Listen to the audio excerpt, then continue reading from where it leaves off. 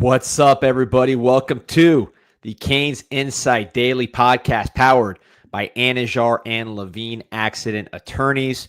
We are live here on a Victory Monday. Nice to say that again after a tough one last week. Get back on the winning track, not just winning, but covering against Stanford. But again, the game that had some scary moments, particularly in that first half, so it wasn't all smooth sailing. We'll get into all that here with Pete when he hops on, but also LSU firing their head coach in Brian Kelly. Some players coming available potentially. We'll talk about all that recruiting-wise, portal-wise, just the fallout from that and everything else from college football. Crazy week there. Good visitors on campus. We'll talk about that, some potential big-timers. Tony Johnson stepping up, some other names, some young players getting in there. We'll talk about everything that happened this Saturday and more. First, talk about some folks that aren't getting canned like Brian Kelly. They are rock solid. That is Anajar and Levine Accident Attorneys. If you or someone you care about has been injured in an accident, you could be entitled to significant compensation. Dial 1-800-747-FREE, 1-800-747-3733. Take back control of your life with Anajar and Levine. Pete, hop in here. D, good morning. Morning, man. How we doing? Phenomenal, man. Good morning to everybody except Plank Time out there. Thank you all for tuning in on this glorious Monday morning. Great weekend, man. As you mentioned, getting back in the win column there. We will talk about the manner in which it was done. As obviously, I think you and I probably have a little bit differing opinions on, kind of what happened out there, so to speak, and kind of how it affects things moving forward. But yeah, man, I think the vibes they weren't great in that first half, as we saw there, and I think things kind of carried over a bit in terms of the energy levels from the previous game. But nice to kind of wash it out of their system there, the way they finished in the second half. Yeah, and so let's get right to that. You mentioned you think we might have difference of opinion. So where do you think the difference is? Tell me where you're at, and we'll see where we're diverging. Well, I still have major concerns moving forward, and like the game getting on the win column is one thing, but I don't know that we really answer any questions against a team that bad with the personnel as bad as it was. Because I think if you come out next week against an SMU playing that same first half, you're down 17. Yeah, no, I agree with that. I mean, look, as far as concerns going forward, I mean, of course I have concerns going forward. It's college football. We're not the 2001 Canes, or let's just use a more recent example, 2020 Alabama, or whatever team you want to pick that is going to run through unscathed. We already have a loss, so another loss in the ACC, which we've lost every single year around this time, would really jeopardize our playoff chances and certainly our ACC championship chances. So, I mean, to say I'm not concerned would be wrong. I think everybody really should be concerned in college football if your goal is to win a championship. And really Miami's case, because you've been trying to get over the hump for so long and you're one loss away from really losing your grip on that. Of course you're concerned. As far as the first quarter and a half, let's say, I'd say the first half, although I think the second part of that second quarter would play better. But that was all the things that you'd done from Florida State fourth quarter through Louisville. I mean, it was the same story. Not explosive enough on offense. The running game was struggling to get going. A lot of runs between the tackles that went nowhere. And you had that first scripted drive. In Louisville's case, it was a couple drives that got your defense off target. And then, of course, the penalties, right? So all that was there in the first quarter and a half, let's say half. And that'll get you beat against teams that are better than Stanford, which is everybody on the schedule. Stanford, make no mistake, is a bad team. They rank in the hundreds in most categories, offensively and defensively. So I agree with you on that.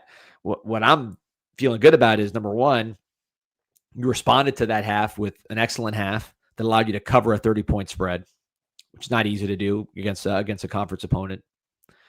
I would say the other part is you avoided turnovers. So Beck, who you were nervous about, right? I had, if you asked me what I was most nervous about going to the Stanford game, really it was two things. Injuries, which is the other reason I'm feeling great. This has been a pretty healthy team, which, knock on wood, that's not going to last forever, but you can't ask for more help than we've had to this point. You can't really control that. And the other part is, Beck, I was worried that, let's say he goes over there, first quarter throws a pick, right? And the Boo Birds come out, you're at home, it gets ugly. that could lead to unraveling with quarterbacks. We've seen it a million times, most recently with Tyler Van Dyke. So those things did not come to pass in this game. I thought Beck played clean enough to get through it. I think you're going to see it open up more against SMU on the road, and then you're healthy. So yes, I am very happy after that game, but that doesn't mean I don't think we have issues. I mean, of course we have issues. I guess everybody does. I guess like yes, it was a clean game in terms of the box score for him. It just felt like and this is what I said on my post-game show, like it felt like the way they were calling that first half was that they were trying to protect him. So I think that's where, you want to get him his confidence back after a game like that. You're not going to be 4 verts every play, but that was just visually. And we talk about the eye test. I think it is important, D. I think it is important when you watch these teams across college football, and that's where for me it was a bit of a concern. And it's like, well, can you win that same way against SMU? Can you beat a lot of these teams the same way you just did? Probably, but you can't have a half like that. Yeah, no, and I think you're right that they were trying to protect him in that first half. And Rocco says this too, and this was my vibe watching this. It's like you were playing for a tie there. It felt like getting out of the second quarter there. He says 8-minute drive. We were playing like a team with less talent. It did not seem like we were, as we said in the pregame show, playing on the front foot, like bringing it to them. They brought it to us in that first quarter, and then you get it back to square one there. But I don't know, man. It was really that attitude in terms of what it seemed like the offense was doing. It was just a stagnant performance there. So on the box score, no interceptions, but I don't know if that was just a function of what the offense was being called like.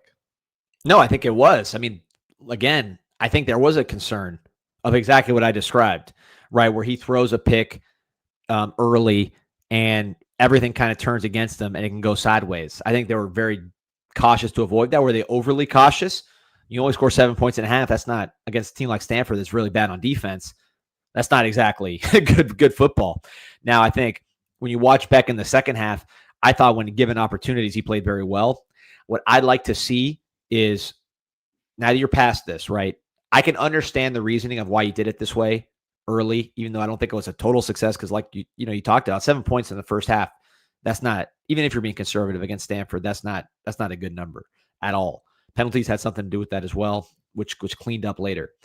But I think now that you're past this whole immediate aftermath of that 4-interception game, that 4-interception game is somewhat in the rearview mirror. Let's pick up the tempo. Let's get more plays for our quarterback. Let's unlock some of the explosiveness in this offense, because we all know going forward, the biggest question for this team is going to be their ability to make explosive plays. I think we hear a lot about the running game. Teams are taking away the running game because they know our running game is a problem physically for them. So the only way to really deal with that truly, you can talk about varying the running game. There's things you could do, but really it's about making explosive plays in the passing game. And I think for Beck, the best way for him to be more explosive is to be operating quickly in rhythm. He's a quick operator, quick feet, quick release, quick hands. When he's slowing the game down like he did towards the end of that first half, which again, I agree they were trying to protect him a little bit. I think that actually hurts him because he is best when he's in rhythm. He's in best when he's going fast. When he's going fast, the tempo's picked up. We're the better team than everybody on our schedule, right? So more plays doesn't necessarily hurt the better team. Those fluke plays have much more of an impact on a low play game, which is why underdogs typically like to play slower, because it makes the impact of those tip ball interceptions or whatever, kick out to the house, more impactful because there's less plays overall in the game. The better team should want more plays on average. And I think in general with Carson Beck, the guy's somebody who he likes to play fast. That's when you're going to get the best out of him. If you want more explosive plays, I think an in-rhythm Carson Beck who's hitting these short and intermediate passes, letting guys run after the catch, and then hitting the big one, that's the way you're going to get more out of him in this offense. So I didn't love that it's not so much that we were conservative, it was that we were just slow. And I don't think slow ever is to our benefit unless like we have a lead and we're just trying to end the game. But other than that, I think Beck really is an up-tempo guy, and we didn't have that in the first half. I mean, but have we been that at all this season? As far as the tempo, pace, yeah, the pace. there's been spurts, not enough. I don't think. I think that's something that again you learn about your team throughout the season. I think that's something that with Beck, he's just much more effective when he's going faster. At least from what I've seen, I don't know the numbers show. That's certainly what my eye test shows, and just the way he is. If you would describe Beck, you'd say he's a quick player. Now Cam Ward's different. Cam Ward, I think, can go 1 mile an hour. And you give him the ball, and he'll hold it for an hour, and then he'll make a spectacular play down the field. And it's at least with a Mario Cristobal offensive line. I'll tell you that much. I don't know about. You got to play different. You certainly got to play different when you have the worst team around you in the NFL. But in college, I don't think you needed to speed up Ward to get him in rhythm. Right? He wasn't a rhythm. Every quarterback's a rhythm player to some extent, but I think Ward's more. Remember, he's a combo guard in basketball, all-time leading scorer in school. Give him the ball. Pound the clock, just make the play, right? Whereas Beck, it's got to be moving fast. He's a catcher, third baseman, get the ball, get it out, and get him in rhythm. So I think we're learning more about Beck. This is our first year with Beck. We didn't even have him in spring. So this is a learning process, too, for the coaching staff. You just saw the bottom of it with that 4-interception game. Certainly, I know that's just you could tell by the way the game was called that spooked people. But now we got to win these games, and we got to get more explosive. We're playing teams that aren't as good as us. You got to play, like you're trying to win a championship as opposed to not lose an ACC championship. Yeah, I think the biggest positive for me, D, was without a doubt, even though, because I was worried, you get to that halftime score, and you're thinking, man, they're not going to be able to get these guys the snaps that you want to see. At the end of the game there, and then you're able to get the Pringles, the Wheatley Humphreys, the Herbert Scroggins. I think he's someone who had a big time showing in his 15 snaps or so that he had. So that was the biggest positive to me, is even though you didn't come out firing on all cylinders, you still are able to work a lot of these guys into the mix, and I think get them some confidence that they can be contributors for this team, because that's what I think it comes down to for some of these guys, is having them understand with their play. And we saw with Pringle earlier this year as well. And nice to see Hellcat getting in the mix there too, that especially at that position, man, it's a very volatile position in terms of injuries. So you gotta be ready. And I think keeping them ready to go was big. Yeah, no doubt. And let's talk about some of those guys, Pete. So you've talked a lot about trying to develop defensive line depth, and I think in this game you got to see some of it. Messidor out, so Marquise Lightfoot played pretty much a full game. I liked a lot of the stuff he did. You know, the weaknesses, and you saw some of that in the first half. They were running right at him. That's going to happen with a player that size. But I thought he was very competitive overall, just in all facets. Competitive against the run. He's chasing stuff down. He's from a pass rush standpoint. Yeah, you'd like to see a little more fluidity, I think, from Lightfoot, but man, he is so fast once he has a lane and he has that first step, and just a very high motor player, making plays down the field as well, chasing things down. So I'm a big Lightfoot fan. In terms of what he's going to be in a perfect world, I'm not saying he's exactly this player, but you know, Nick Bonito was never somebody who you could just line up at defensive end and expect him to beat offensive tackles in the running game and hold the point necessarily. You use him for what he does well, which is move in space, get after the quarterback. He can drop as well.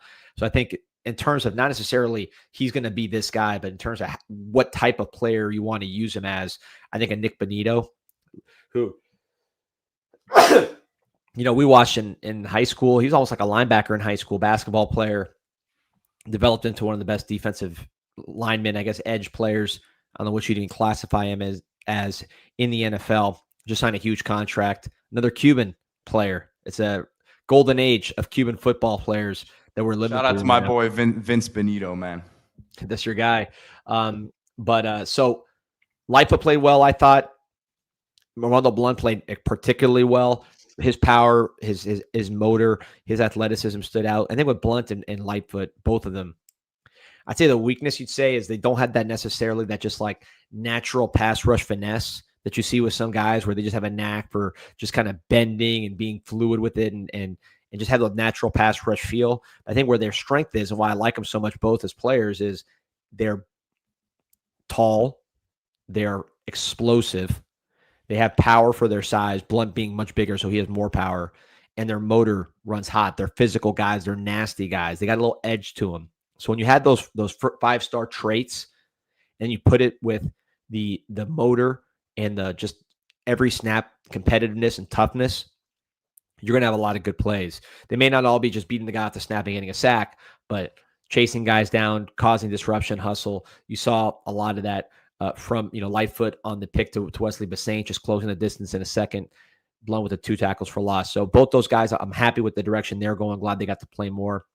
And then a couple of freshmen I want you to talk about, because these are guys you've been discussing before, which is Herbert Scroggins III, prolific sack artist, true freshman from Georgia, and then Dante Simpson, defensive tackle from Chaminade, both true freshmen making an impact. Yeah, you need to start getting these young guys ready, D, because as we saw, Mesidor was out this week, which we had kind of hinted at all week. I think that was in preparation for him to be ready this week. I think early on, the hope is that he will be ready to go this weekend. So you need to build that depth. And I think Scroggins, you see his size, man. You see how much weight he's put on since getting to Miami. And Dante Simpson as well. I mean, another one who you see that first step, man. You see the quicks that he brings to the table. And I just think that after those top 4 guys, and then you throw Armando Blunt into the mix too, because I think he's gonna be needed there. You need these couple guys to step up, because you don't have the bodies right now, D. You just do not. So yeah, it's them or nothing else, really. Yeah, and look, I say this all the time when you bring this up. You're right. And also everybody else has the same problem. So where it comes down to is who can develop and recruit these young guys at a consistent basis. You saw Georgia being able to do it year after year. The NIL rules changed on them a little bit, and I think they lost some of their evaluations, missed on some evaluations. Obviously, a huge portal loss with Damon Wilson going to Missouri, but the pass rush just kind of evaporated on him. To keep this level of play, we're going to have to not only continue to work the portal, continue to develop guys, we got to find guys that can play at this level. Because a lot easier to keep a big-time defensive lineman than it is to acquire one in the portal. So a Scroggins and a Dante Simpson making plays when given the opportunity. Both guys, I think, just flash in practice, but they're on an upward trajectory. Dante Simpson, quick, big body, young for his age, I believe, or young for his grade. So he's going to have to continue to get stronger, but that should happen naturally. Scroggins is putting on a lot of weight, right? You've been all over Scroggins' development. I mean, he really is. He looks. I want to say it's like 255, maybe 260 range now. And D, I think that we talk a lot about receiver, which we'll get into more in detail now, but we talk about certain guys pushing at spots. I wonder if a Dante Simpson pushes a Justin Scott for, and takes some of those snaps. Yeah, as the season progresses. But you need Justin Scott too. Oh, I'm not saying you don't need him. Yeah, just like when we get to receiver now, and I'll say it now because Keelan Marion had a couple drops, which I mentioned in the post-game show. I've been saying the first 6 weeks of the year, hey, he hasn't done anything to say he should be taken off the field. A lot of people got on me. There was a comment this morning, and I was like, hey, I need you to talk about Zero's performance because you said ...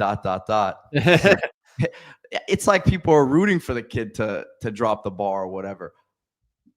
Yeah, he dropped the ball a couple times. Now, I think we can see with guys like Tony Johnson, Josh Moore, JoJo Trader got 22 snaps. Yeah, he hit the over. We had the over at 12 and a half, right? Yeah, he hit the over with ease, right? So, yeah, I think it's time to continue to get different guys in the mix. Tony Johnson, I will, let's talk about it on the back there, because for as much as I was saying that Keelan Marion was getting a lot of unnecessary heat from the fan base, I also said, if you're going to talk about someone who needs more snaps, we talk about JoJo. Tony Johnson was the guy who needs more touches. Yeah, you were consistent on on the Tony Johnson train. So I do want to give you your credit there because you said it consistently. I interviewed Tony Johnson, just came out on Friday right before the game. So check that out on YouTube, Storm Sessions for the University of Miami official YouTube account, website.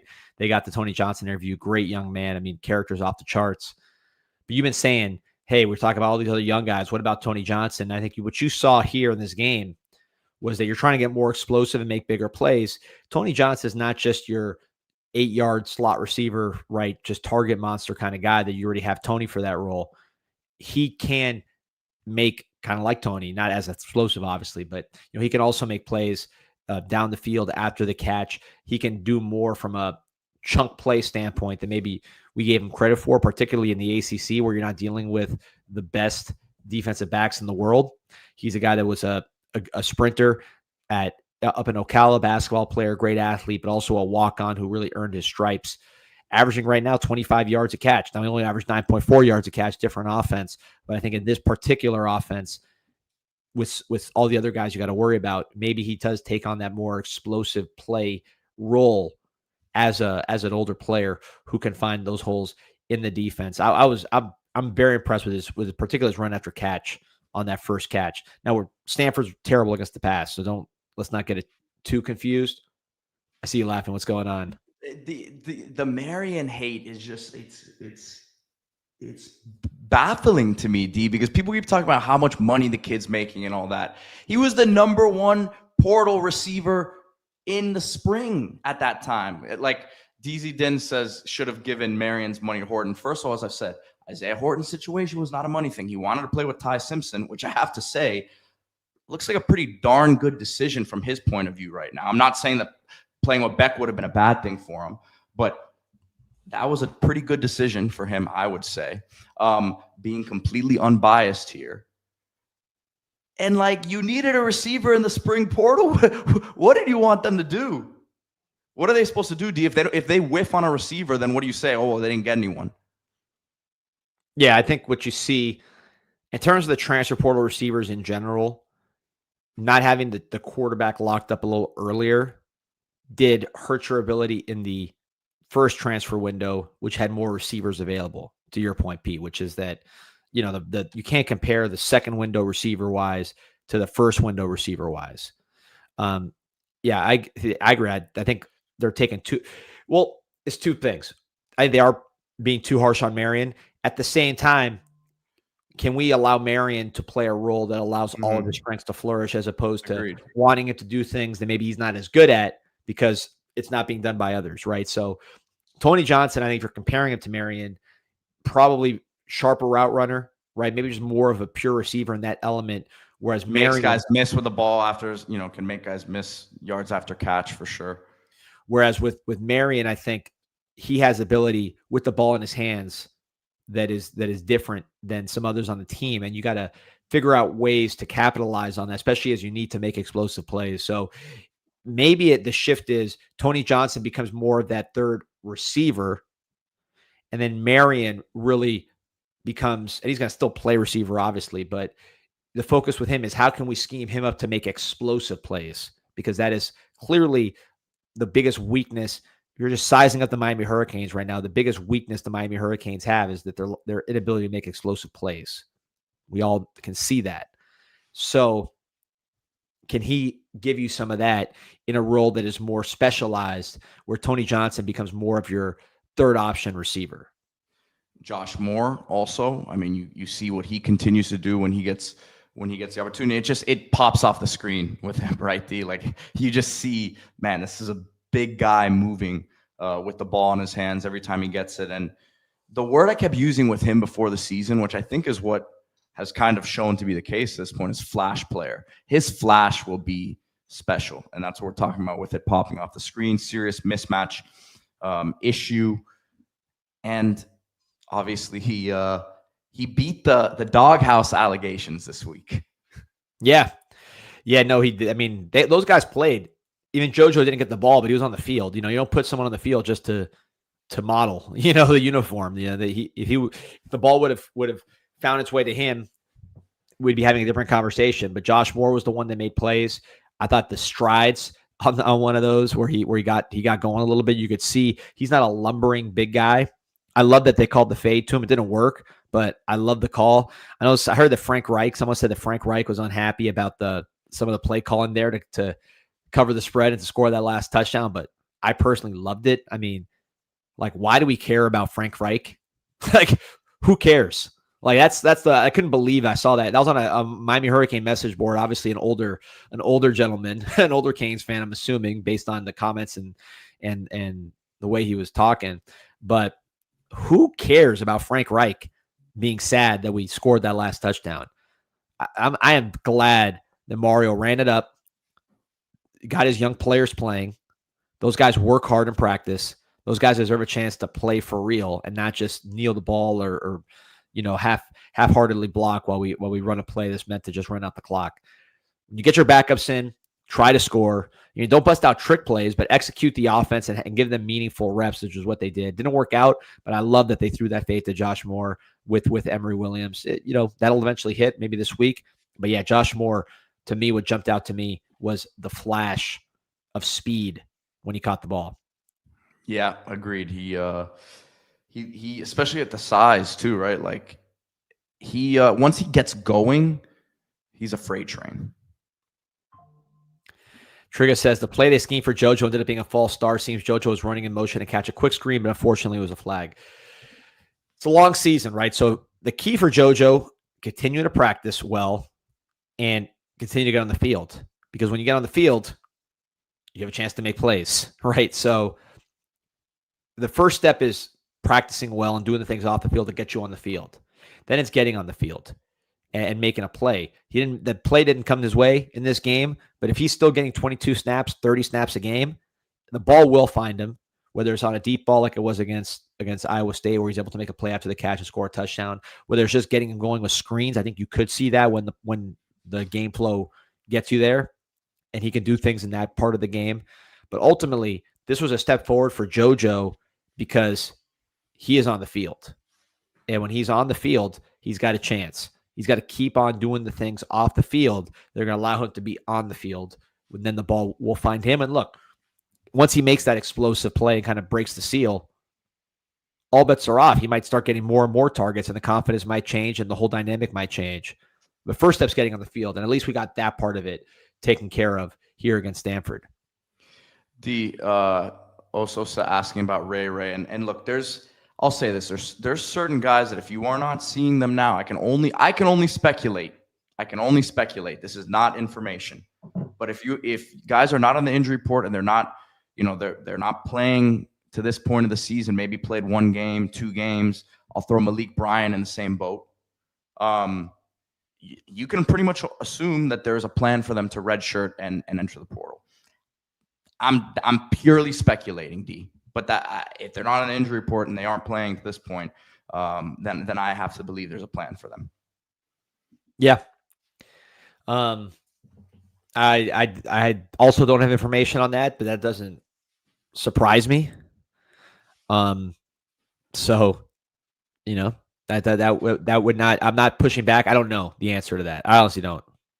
M. Milan, appreciate your support as always. He says, why are we still talking about JoJo guys when 3 other receivers we haven't seen stepped up to the plate?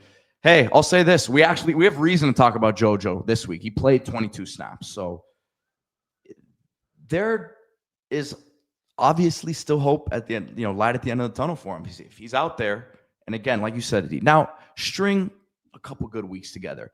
He obviously had some solid weeks of practice the last couple of weeks to put himself in the position to get 22 snaps.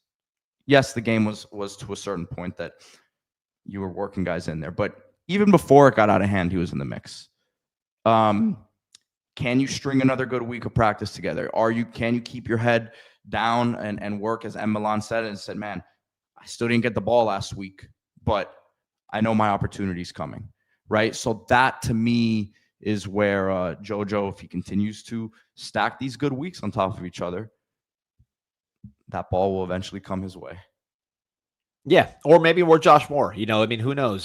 Josh Moore, but I was referencing the comment there from M. Milan as why we're 22 snaps. He played a lot. So yeah, and Why do we talk about him? Because people ask. And but also we talk about him because at the end of the day, the reality of this team is we're not making enough explosive plays, right? So I'm just going to pull up the current stats right now, and I think this stat will get better as we play more teams that struggle on defense. Although Stanford was one, and I don't think we made very many explosive plays. But look, Miami 83rd in 10+ yard plays. Miami 99th in 20+ yard plays. Miami 87th in 30+ yard plays. Miami 86 and 40+ yard plays. I'll end it with 50, where we are 102nd in 50+ yard plays. So we got to get more explosive. Now, I will say, you would hear that and you think, man, we must be the worst offense in the country. But we're actually not even close. I mean, you look at our scoring offense. We're scoring 32 points per game, 32.2 points per game against FBS opponents, which puts us right now 32nd in the country. And we play some pretty bad defenses here coming up. So I think that number could get even higher, potentially making us the second. If we play, I think the way we're capable of, there's a chance that this is the second highest scoring offense in like 20 years behind last year. So, you got to see how it develops. But yeah, I think this has been a high success rate offense, meaning like you don't have a lot of terrible negative plays. You're constantly moving it, 4+ yards and having a high completion percentage when you throw. Beck, one of the highest completion percentage guys in the country, but you are not getting those explosive plays. Now, if you marry those explosive plays with how much we're controlling the game, now you're talking about a top offense. Pete, with your scarf on, Playing Time wants to know, is he banned? No, obviously not. You're commenting. I didn't ban you. I've only banned one person all time, that clown Temmie. He's the only one who's been banned. We love you, Playing Time, even though, I hope you're doing all right this morning. I miss you.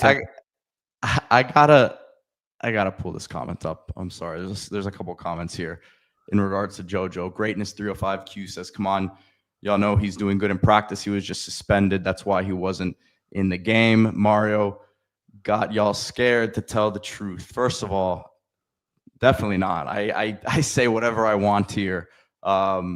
Second of all, and again, we talked about this on the Wednesday show. Okay, let's assume that there was an incident, and let's, again, not to speculate, right? Let's just say a player was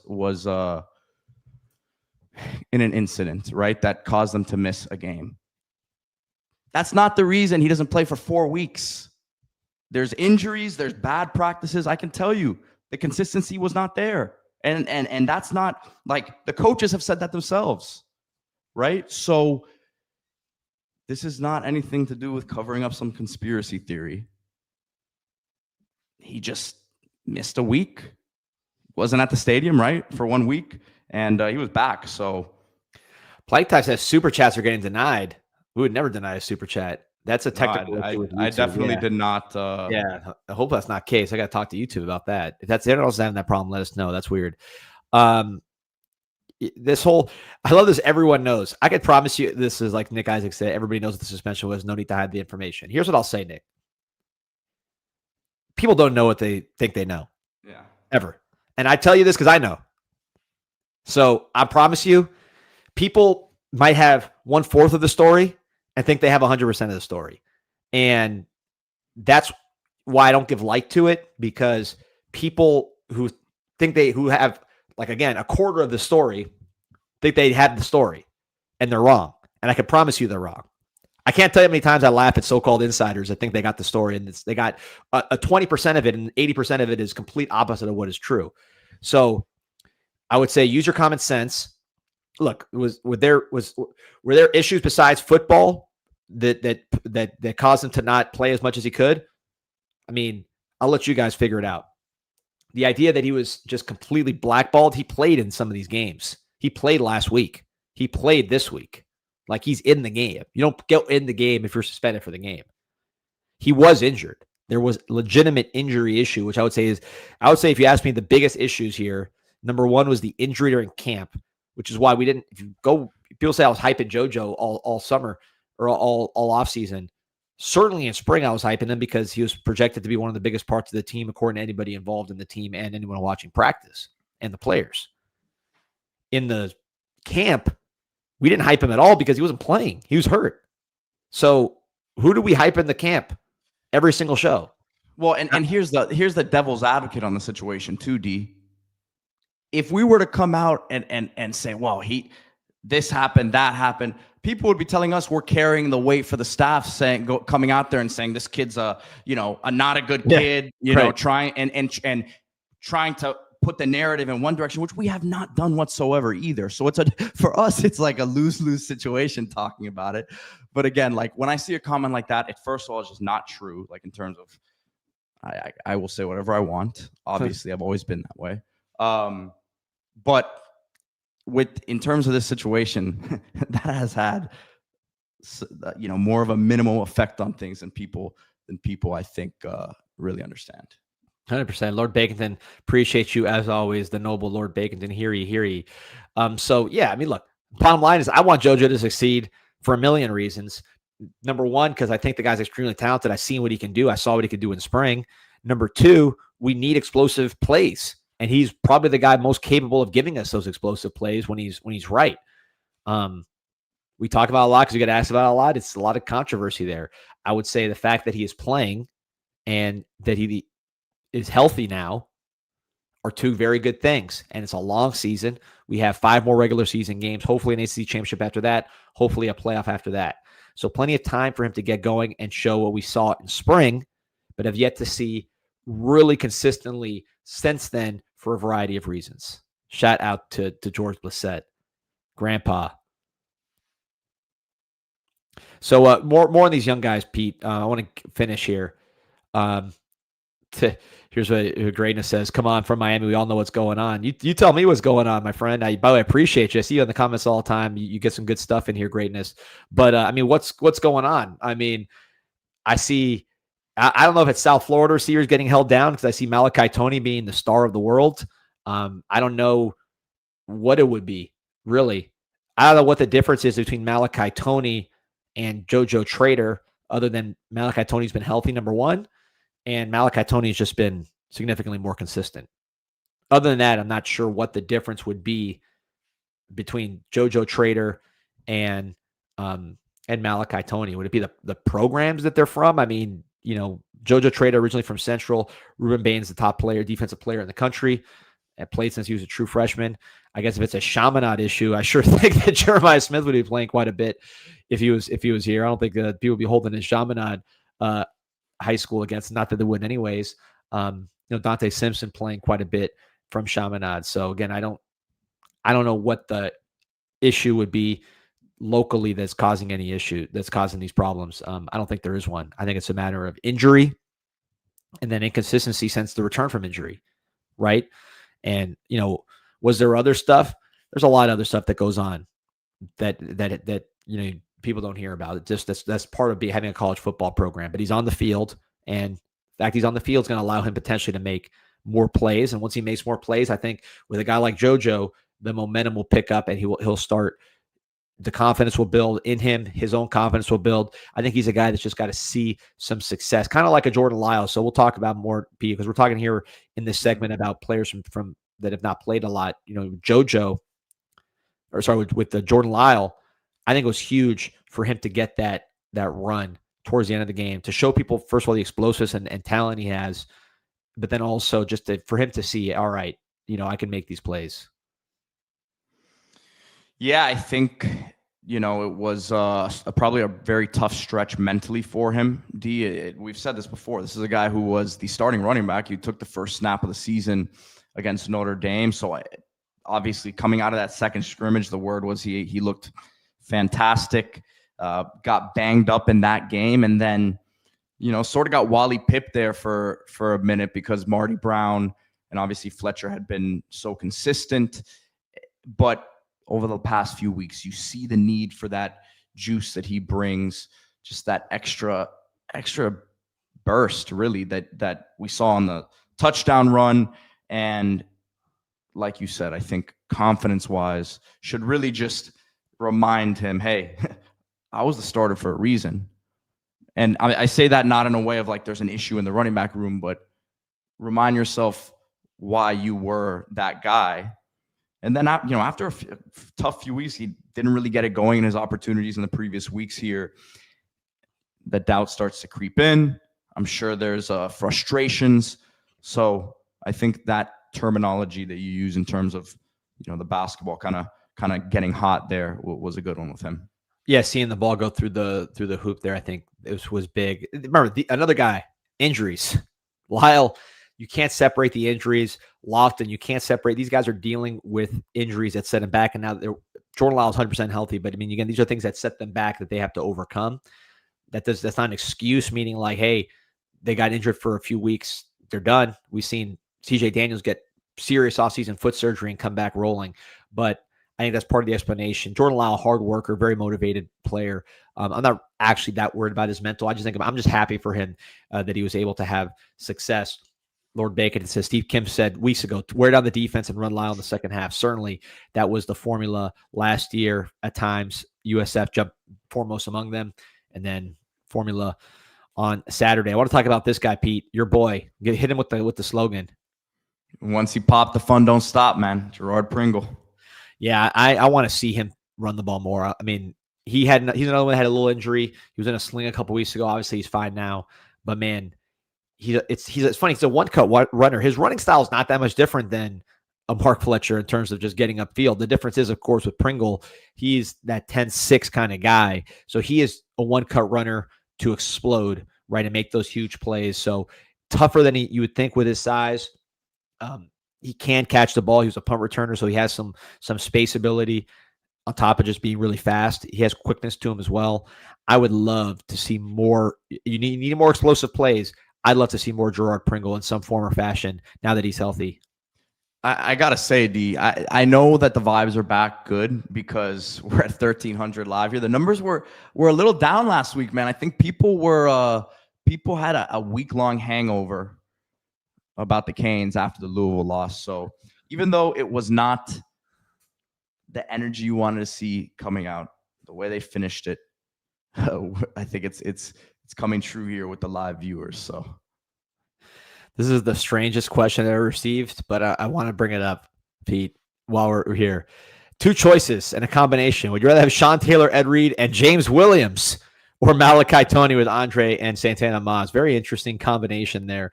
I take any one of those. I would say probably, Sean Taylor and Reed are probably the two best safeties ever, I would say, in my opinion. Best both, I would say 1 and 2. Ed Reed, consensus number 1 free safety of all time. Sean Taylor died at the same age Ed Reed was in the NFL, like getting into the NFL. So I think over time he would have been the best. James Williams, obviously not level of the other two, although he's linebacker now in the NFL. I don't know. I mean, I guess the second one, because those are 3 studs instead of 2, and an NFL player. Yeah, I would agree. Real quick, I want to get through these young players before we change topics. Jabari Antoine got some snaps. Mm-hmm. Like to see him out there. Dylan Day got some snaps, some good snaps. I know it's he was someone that I mentioned on the pregame show. Like, guy's good, man. He's a good player. He's fast. He has some coverage ability. We know he's a hitter. And he's just a quiet guy who you don't see anything social media wise. He puts his head down and he works. Hey, maybe he can do some portal shopping with us at LSU now. He might have some ties back home here. SP1 saying Hellcat looked good. Yeah, he did, man. Chris Wheatley Humphrey, he reminds me of Henry Parrish a lot, just because he's a guy that makes you miss, but he's comfortable between the tackles. Not a big guy, but somebody that just their running style, he can be slippery and pick up yards behind the tackles. So yeah, I like that comp personally. I mean, it's my comp, so I guess I should like it. But I thought he played pretty well. Greatness, shout out to Greatness. I didn't mean to get at you. I just, I'm not trying to withhold anything. I just think sometimes those rumors, there's always a morsel of truth to them, or there's usually a morsel of truth to them, but sometimes they get out of hand. But he said this would be first year football, men's and women's basketball really good at the same time. Man, I hope you're right. A lot of work in the portal. I mean, men and women's basketball are basically 2 new teams, which is pretty cool. You get to see an experiment, right, with 2 brand new teams. And I know you're fired up to see those guys. Yeah, I'll have more info. They had a scrimmage against FAU this weekend. I'll have more info about that here in the coming days. So excited about that one. I saw some pictures they posted. Shelton Henderson, just from some context clues, looked like he was bringing the ball up the floor. Yeah, that's what I would do. Of the offense. By the way, he looks huge. That guy, he looks like a football player, legitimately. I saw him the other day on campus, and he's strong. To me, I would use Sheldon Henderson the same, like Justice Winslow. Justice Winslow, they're going to be compared a lot because they're both from Houston. They're both, I guess, Sheldon Henderson was going to Duke, and then he ended up going to Miami. But that's who I would use him like, because he's not a shooter. So when he's on the ball, the fact that he's not going to be shooting as much doesn't hurt your spacing as bad, number one. I think he's a better finisher than Justice Winslow from what I've seen. I mean, we have to see it in college, but that was Winslow's weakness, and Henderson looks like a pretty nice finisher. But that's, to me, where Winslow was at his best, was running the offense and having shooters around him. And I think with Henderson, when you have him handling the ball, the fact that he's not a shooter, at least not yet on paper, is lessened, I think, because you can't play too far off him. He'll just, pick up a head of steam and use his size. Joel Warren, a man who would know about the game, wore the colors at Miami, says point forward, get him going downhill, going to be sick. And I think with some of these lineups that maybe when Trey Donaldson's not in the game, you could have a Timothé Malovich at a wing spot. You throw that duo of Uday and Renew in there. You're going to have some big lineups defensively that you can throw out there. And we know that's what Jay Lucas wants to do is have those athletic pairings on the floor at the same time. So real quick, before we get into this LSU news and some potential fallout for Miami, let's talk about some winners and start with UHealth Sports Medicine Institute, the University of Miami Sports Medicine Institute. If you consider yourself an athlete, weekend warrior, just an active guy, you know how hard it is to sit on the injured list with pain or injury. Maybe try to hack your own rehab, come back a little early from that sprained ankle or torn ACL or whatever it is. But if compromising your movement or performance is not an option, call the experts at the University of Miami Sports Medicine Institute. Whether it's elite competition with athletics or everyday movement, the University of Miami Sports Medicine Institute is the trusted choice for those who demand excellence. Set an appointment today at UHealth Sports. I see Kirk Menendez in the comments. I know Kirk, we know where he is at all times. And that is Duffy's, not at all times. He's working. He's doing his thing. He's with the fam. But when he's kicking back, we know our guy Kirk and so many others are at Duffy's Tavern, the home of the Hurricanes. Let's pull up here. I want to get that comment he said because he was watching the game at Duffy's like many others. But yeah, Duffy's Tavern, home of the Hurricanes, now taking credit cards. Road game this week, right? So you want to post up and watch games all day. There he is right there. Kirk said he told Duffy's patrons, UM's got this at the end of the first half. But yeah, if you want to be there with Kirk and the boys and Pete and everybody else, this weekend, there's going to be games on Saturday, Sunday, all day, all the TVs you can think of. Duffy's Tavern, the original Duffy's, not at the chain that you see in those random mini malls. This is the real deal at the edge of Coral Gables, the home of the Hurricanes, 60 plus years, now accepting credit cards. It's like the Cheers of Miami. If you want to be amongst Canes fans, if you want to be among Cane history, pictures on the wall, just really telling a story about Canes football going back 60 years. Duffy's Tavern, the home of the Hurricanes, right on the edge of Coral Gables. All weekend, you can watch SMU there. There are going to be a ton of Canes fans there, ton of TVs to watch the game and get some of the food with the classic menu and the updates. Plus, watch every other game the rest of the day. That's a noon game, so you can stay there all day watching games, and then NFL Sunday. Duffy's Tavern, the home of the Hurricanes.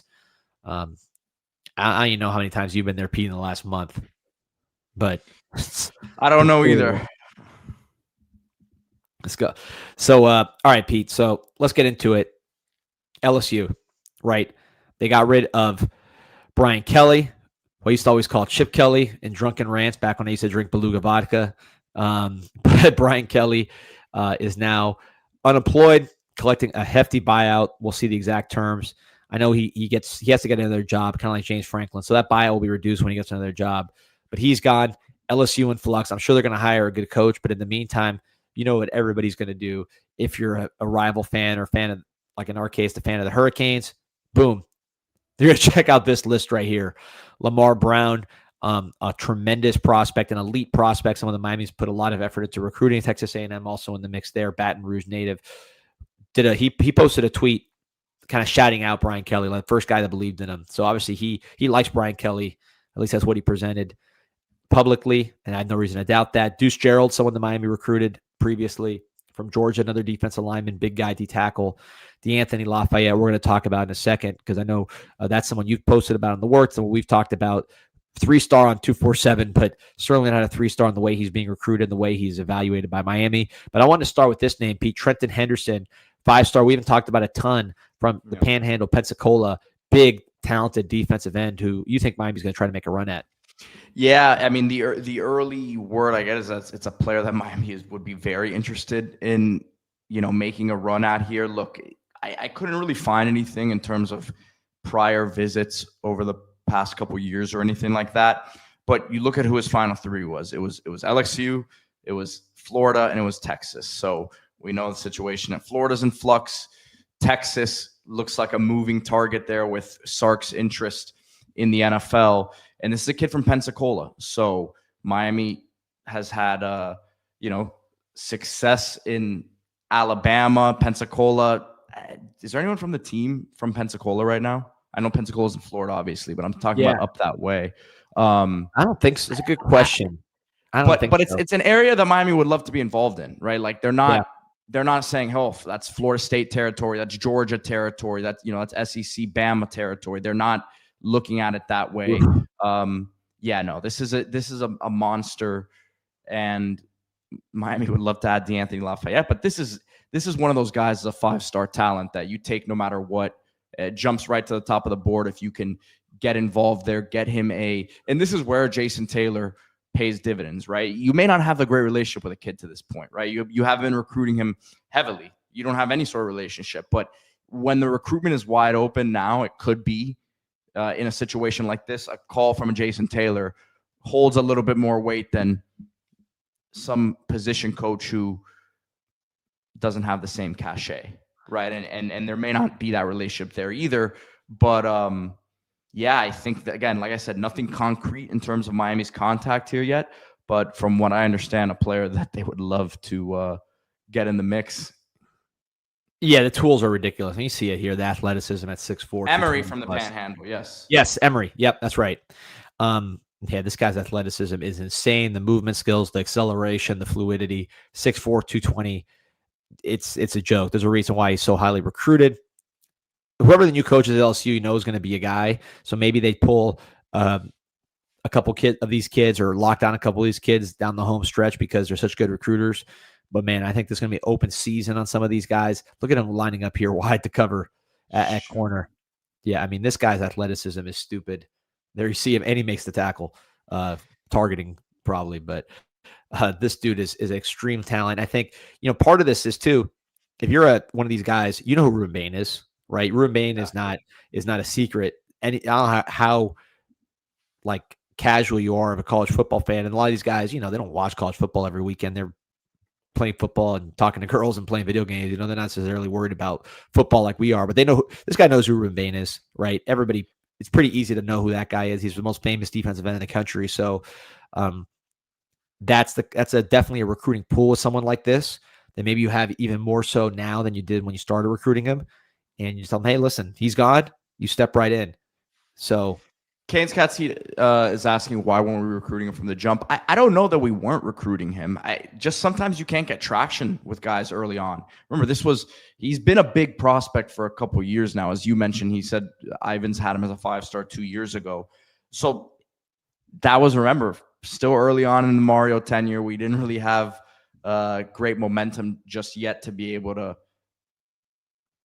really work ourselves in the mix with maybe a guy like this. And they landed a couple guys, but sometimes you just don't get things off the ground, so to speak. D, and by the way, it's a little laggy for me now. I don't know if that's happening for you also. Just keep an eye on that. But yeah, I don't know that they weren't trying to, but maybe you can get things back in the mix now with them. I mean, I think the Panhandle is generally a tough area for Miami. If you just look Yes, it's in Florida, but geographically, it's much closer to the Southeastern Conference and Florida State than it is to South Florida. But yeah, I think that the sell with him will be the same thing you're selling any defensive end.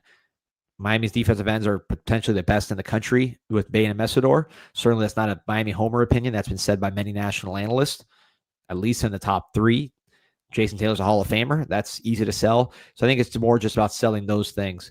And it's not the only edge rush you're going after from LSU, because a guy that we both love, I know the coaches are extremely high on, DeAnthony Lafayette from the Orlando area. I mean, you want to talk about a legitimate, explosive pass rusher with change of direction and just incredible production. There you go. They say leads country in sacks in 7A. I don't know what the national stats are in high school. It's kind of hard to keep track of, but I wouldn't doubt him. But what jumps out to me is the burst and the change of direction. There you see the burst. There you see the change of direction. I mean, that inside move, I mean, he went like 3 yards in a second. It's very rare, because sometimes you see those guys that have that burst, but they're stiff. This guy's change of direction while also having that twitched up burst is absolutely unreal. And you could see why he gets so many sacks. Look, he's small, whatever. This is a guy who you're going to put him in games. He's going to rush the passer. Look at Cassius Howell from Texas A&M, not the biggest guy in the world, more of an outside linebacker. He's really Texas A&M star pass rusher. I think this is somebody who you bring in and you feel confident that you're going to be able to get pass rush production. And if you're disrupting third downs, and look how fast he is too in the running game. I mean, this guy is, whoever ranked this guy a 3-star, they gotta really reevaluate their lives, because yeah, he's short, but the movement skills are freaking ridiculous. Yeah, Joel Warren says he has a jump cut. Looks like Barry Sanders. It's pretty true.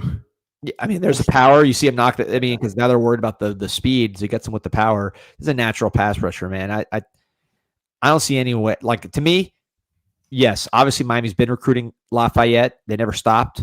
He had that tweet that he was solid to LSU. You said in the Discord, and I certainly can back it up, that was kind of, no one cares. And especially now that Brian Kelly's been fired. He's from Orlando. He's not from Baton Rouge.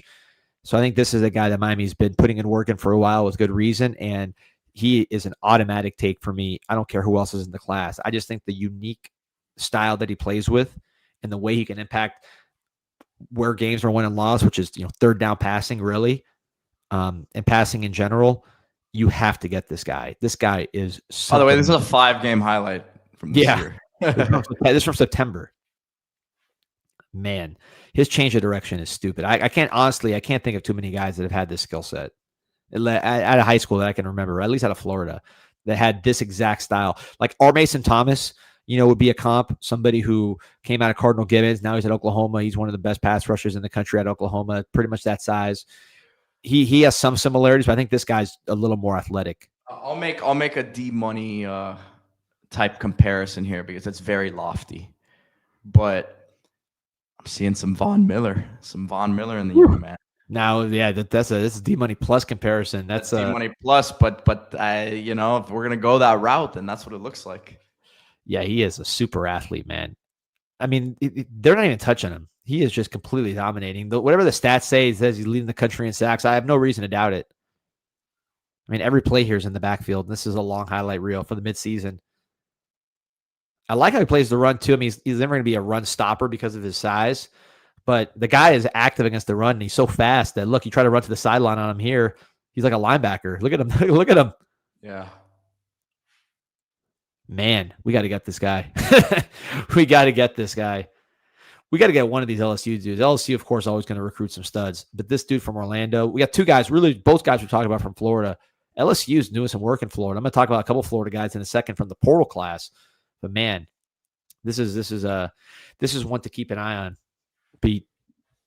Yeah, certainly. So you said from the portal class, are you already putting guys from LSU? Yeah, so the first name everybody's going to talk about is DJ Pickett, right, who is playing a lot for LSU. He's listed as a backup, but it seems like every time I watch him, he's on the field. I don't know how much he plays, but he plays a lot from what I could see. And 6'4", 4.3 type speed. He's got ball skills. You've seen the talent. He looks like a first-round type defensive back if he keeps developing. Brother plays for cousins both play for Miami. One committed in high school, which is Cannon Pickett. One Playing a lot, actually. We didn't even mention him earlier in this segment, which Booker Pickett played a lot in that game as well. I should have mentioned him. Mm-hmm. So happily at Miami, I'd assume. I haven't heard anything otherwise.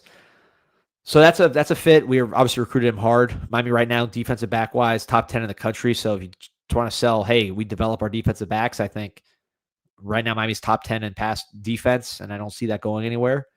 He's going to get paid a country mile if he goes or a country mile. He's going to get paid a metric ton of cash if he jumps in the portal. So we'll see. I'm sure whoever gets the job at LSU will try to keep DJ Pickett, but he is extremely, extremely fast. Yeah, fast, and I mean a legitimate skill set that I don't know that we can make any sort. We make these comparisons on body type a lot of times, and I don't know that there's a single comparison we could make for that one. D, right? And someone was asking me on the Discord this morning, did Miami finish second in his recruitment? How did things kind of end with him? That was such a weird recruitment. Remember, it was such a shocker that he picked LSU in the first place. A lot of people had Oregon. Yeah. Miami thought it could be Miami still at the end. Like I don't think anyone really knew where he was going. So I don't know if Miami actually finished second. I don't know that actually matters though in this thing. I think, like you said, the family ties are still there. You hear about recruitments going one way or the other. Like, for example, we saw Kenton Dobson go another way to North Carolina now. I would have a hard time thinking like that one would be sparked back up, right? But right now, Pickett, why not? Yeah. Now, the only thing with Pickett I would say is there's a budget allocation, right? So a lot of money needs to be spent, number one, on your current roster, number two, on adding key positions. We think quarterback is probably one of those. That's what we've been saying for a while. I would continue to think that. Defensive line is always going to be expensive. So if you want to add a premier defensive lineman, that's going to be top of the market type of money, regardless of position. So factor all that in. The other part is, you have four really good underclassmen defensive backs right now. You have OJ Frederick and Xavier Lucas playing well. Ethan O'Connor showing a lot. Damari Brown, I think Pro Football Focus or one of these had him rated extremely high. I don't know if you're going to be able to keep all those guys because they're going to want to start eventually, and not all of them, none of them can jump to the draft. I guess Damari and Ethan O'Connor can, but they won't most likely. So we'll see how that whole situation bubbles up. But first priority is probably going to be keeping the guys you have, with Frederick and Lucas at least for another year, preferably one of the other guys. So that might complicate that situation. I got a name for you, Pete, that I've heard no information on this. I was just me scrolling the LSU commitment list. Talk about Florida. We talked about DJ Pickett from Tampa, Florida. Talked about Trenton Henderson from the Panhandle. Talked about the Anthony Lafayette from Orlando. What about Solomon Thomas, right? So Solomon Thomas from Jacksonville, Florida, Raines High School, number 51 player in the country last year, big interior offensive lineman, visited a ton before committing to LSU. Somebody Miami really liked. They always kind of kept communication with, ultimately chose LSU.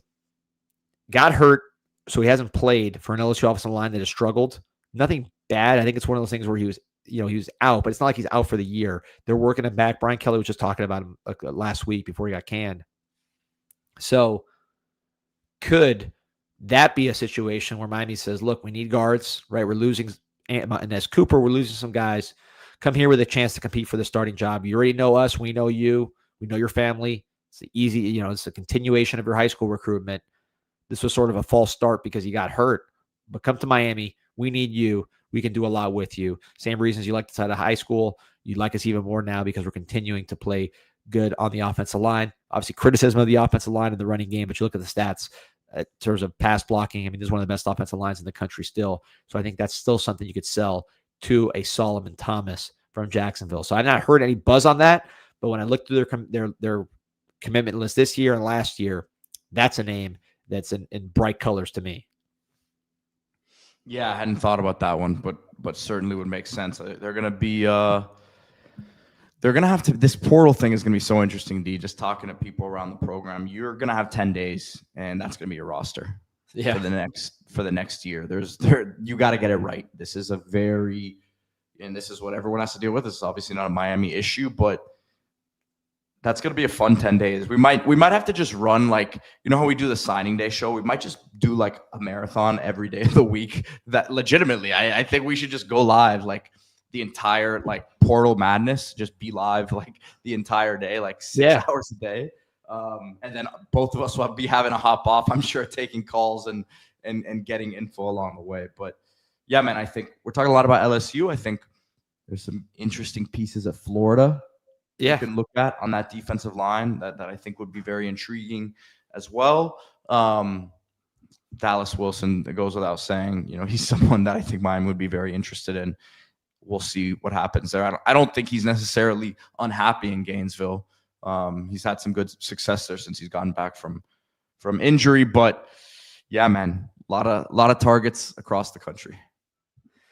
Yeah. So let's before we switch to group chat and talk national with our guy Clay Fink, I want to get to just one last topic that the fans have been asking about. So we'll get to that right now. First, let's talk about the rare triple win scenario, and that is play it forward with KashKick, KashKick. Download at the App Store, one of the top apps in America, over 4.5 average rating from users, over 1.5 million downloads. This is all legit. It can connect to through your Google, Facebook, whatever you want to connect with, and is the triple win because it consolidates all the games. If you like to play mobile games of any kind, puzzles, RPGs, action, sports, fishing, whatever it is, you got that on KashKick. Just download the app. You play the games that are all consolidated there, whichever one you want to do while you're hanging around. As you're playing, you earn money that goes straight to your PayPal. It's that easy. It's that real. You see it right there. This is a real deal. This is not some kind of fly-by-night. This is one of the top apps in America statistically. So trust me, people are getting paid. People are making money. And then the third part of it is with this Play It Forward campaign, the advertisers will match what they already paid you with a donation to the American Cancer Society, helping a cause that means a lot to all of us, right? We've all been affected by that disease. So just an unbelievable opportunity to play games, have fun, compete, make money on the side, and then get a donation in your name. Unbelievable opportunity with the Play It Forward campaign in KashKick. Also, I was calm as could be at the game here because I had a cool can of BUZZN, BUZZN, drink BUZZN.com, available at the Big Daddy's liquor stores all across South Florida. But if you could just order a case online, you could do so at drinkbuzzn.com. 7.5 milligrams of real THC infused seltzer. Choose your chill. You got all the different fruit flavors. I like all the slogans. All bubbles, no troubles. All hang, no hangover. Lab tested.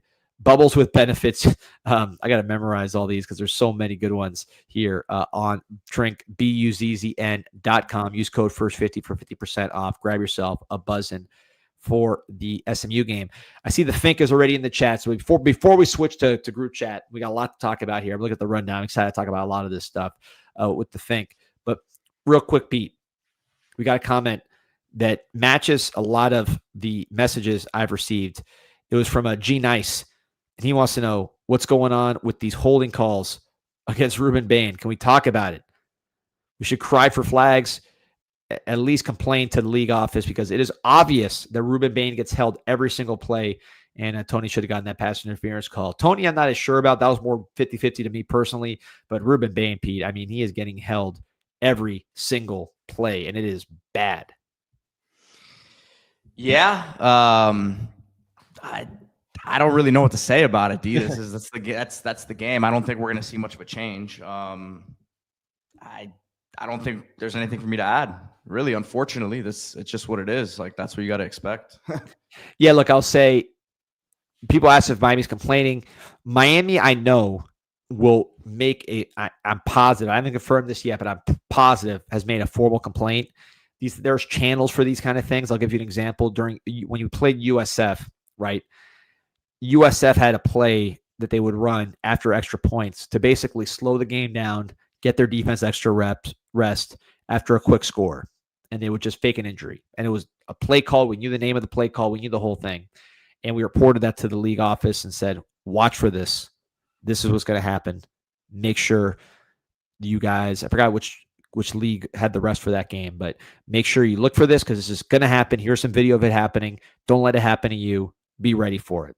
So I am positive that Miami is going to have a clip. If they haven't done this already, certainly have some more highlights to add after last week, which was abysmal.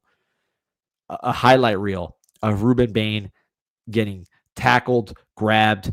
I mean, every single way to hold him and send that to the league out and say, guys, these are clear misses. They were not called. This is embarrassing. You need to do a better job. Be ready for this on Saturday. I imagine it's going to happen, especially if SMU starts a guy like Zion Nelson, who hasn't played a lot at tackle, which would be an interesting wrinkle, which we'll talk about as we get really into SMU prep. That could happen.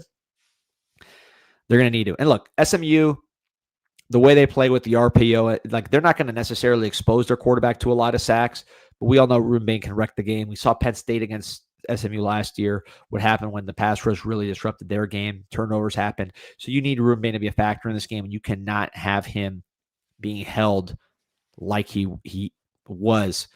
I will say though, and I think Kevin brings up a good point here. Outside of the ones that he's being held on, he has opportunities and he's got to finish some of these plays off. And this is what he would probably tell you the same exact thing. Because there's plays that he's there and just for whatever reason can't grab the guy. So I think he wants to probably finish some of these plays off 2D.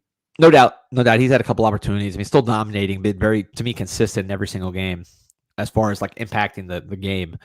Bo Handsome says all elite rushers have to get held at every level, be even worse for being in the NFL. Certainly true, but you'd like the 10-yard penalty, right, to help our team. I don't know. Maybe it's something with how he plays, D, that he's just trying to run through the offensive lineman sometimes, it seems like. And he's not sometimes getting outside of the tackle's body, and it's harder to see that. I mean, there were some cases of that, but I don't know if that's just maybe like he has that power style, and sometimes when some of these pass rushers who are bending and trying to get outside of the tackle a little bit more, you see where I'm getting at? Yeah. Like get outside of the tackle's body, and it's a little easier for the referee to see the guys being held. I think he's being held, but he's playing through the guy that you just don't see it as much if you're from the ref's vantage point. That's my maybe conspiracy or theory on it, I should say. It's not a conspiracy. That's my theory on it. No, I agree. And then look, his rip move, I think it just lends itself to kind of being held a little bit up top, and it's harder to see sometimes. But if you're that dominant, and I think we could all agree he's that dominant, that's what NFL draft people think, that's what the PFF thinks, is what opposing coaches think, he should be getting more holding calls just by like the law of averages. I think, that's something that you got to assume to a degree. It's like in the NBA, the star perimeter players get 1 million calls because you assume they're going to get fouled. Shaq got less calls because they refed him differently. Ruben Bain needs to get ref like James Harden and not like Shaq. Give him the benefit of the doubt that he's probably getting held because he's that good, as opposed to saying he's that good, they can hold him. That's what I'm saying. Treat him like a perimeter NBA player, not like Shaq. Yeah, I think you were getting at it, and Joel Warren said it here. He said he needs to throw his hands up and flop. Watch that all day in the NFL. It's an art form, which he'll never do. He's because he wants to brutally punish these guys that he's up against. So. Drex says, fan base, a bunch of weirdos. I love y'all, though. Definitely are. Thank God for it. Over 1,700 on live here. I want to, before we switch over to group chat, I want to give a shout out to Lomellos Meat Market. I know my guy Joel loves his Lomellos. Check out lomellos.com for fresh Wagyu beef delivered right to your door. Also have the store here locally in Miami, 9810 South Dixie Highway. Away game this week, noon game. So, I'll be on the road there in Dallas with, following the team here. But I know a lot of you guys will be at home grilling up. Check out Lomellos. If you order now, it's definitely going to be there in time for Saturday. So promo code CIS10 for 10% off. You can also get that deal in store. You see it all here. You see the tomahawk. You see the skirt steak, to me, is perfect for game days. And then Denver ribeye, you get the fillets, everything you want, lomellos.com. Drex says, shout out to all his Cuban friends complaining behind him in section 135. All of my ear in the first half. The drunk Cuban friends, I should add. Yeah, that sounds about right. It's our year, man. Big year for Cuban athletes and Cuban fans in general. We need Miami to take care of business here. Last one before we get Clay in here and switch to group chat talking national college football. Miami Hurricane team store. It's sports season. I know your kids are all playing all different kinds of sports. They're maybe going to games. Get some kids gear. Help them out. Save 20% on kids gear. This discount applies automatically at checkout right there at the Miami Hurricane team store, MiamiHTS.com. If you're not local, if you are local, right across the street from the University of Miami next to the Thesis Hotel. Also, promo code INSIGHT20 gets you a 20% discount on your first item. So you can get your first item. Let's say you get yourself a hat, golf shirt, whatever, 20% off Insight 20, and you get your kids gear 20% off separate from that. So promo code Insight 20 gets you 20% off your first item, period, and then 20% off kids gear right there, applied automatically at checkout. Miami Hurricane team store, MiamiHTS.com. All right, P, I'm gonna have to get someone at the door. I'll be right back. Let's get our boy Clay Fink up and running here. The Fink. I'll tag out. He'll tag back in. I'll be right back in a second. All right, I'm getting this setup lined up here as we bring in the great Clay Fink here momentarily. Clay, good morning. How are we doing? Doing well. I saw some news this morning regarding the firing of Brian Kelly, which we didn't have on our agenda to talk about today, but we probably should touch on that before we get into things. But interestingly, they have promoted temporarily as their play caller offensively former Florida State offensive line coach Alex Atkins. So he's the interim head coach. Yeah, is he? Wow. No, I'm asking. I'm asking. Is that what you're saying? Oh no, I don't think so. I forget who the interim head coach is, but he is interim play caller. And that is especially interesting. I've seen a few LSU fans. Frank Wilson's about that. Interim. So is that Frank Wilson's interim? He was a former head coach at UTSA, I believe. Okay, so that's solid interim. But go ahead. Yeah, yes. Alex Atkins, very interesting there. He has not called plays. As far as I can tell, Alex Atkins has called plays once in his life. It was 2019. He spent a year at Charlotte as OC and O-line coach before joining Mike Norvell on his way to Florida State. And he called plays for them, as far as I can tell, but he was OC in name only at FSU. He did not call plays once. He never called plays. It was always Mike Norvell, and obviously he gave up play calling this year, but that'll be interesting. Is it just kind of a lot of the same stuff Brian Kelly runs? We'll see. Alex Atkins does have some things he likes to focus on in the run game, some concepts. I don't really know what the passing game is going to look like under him.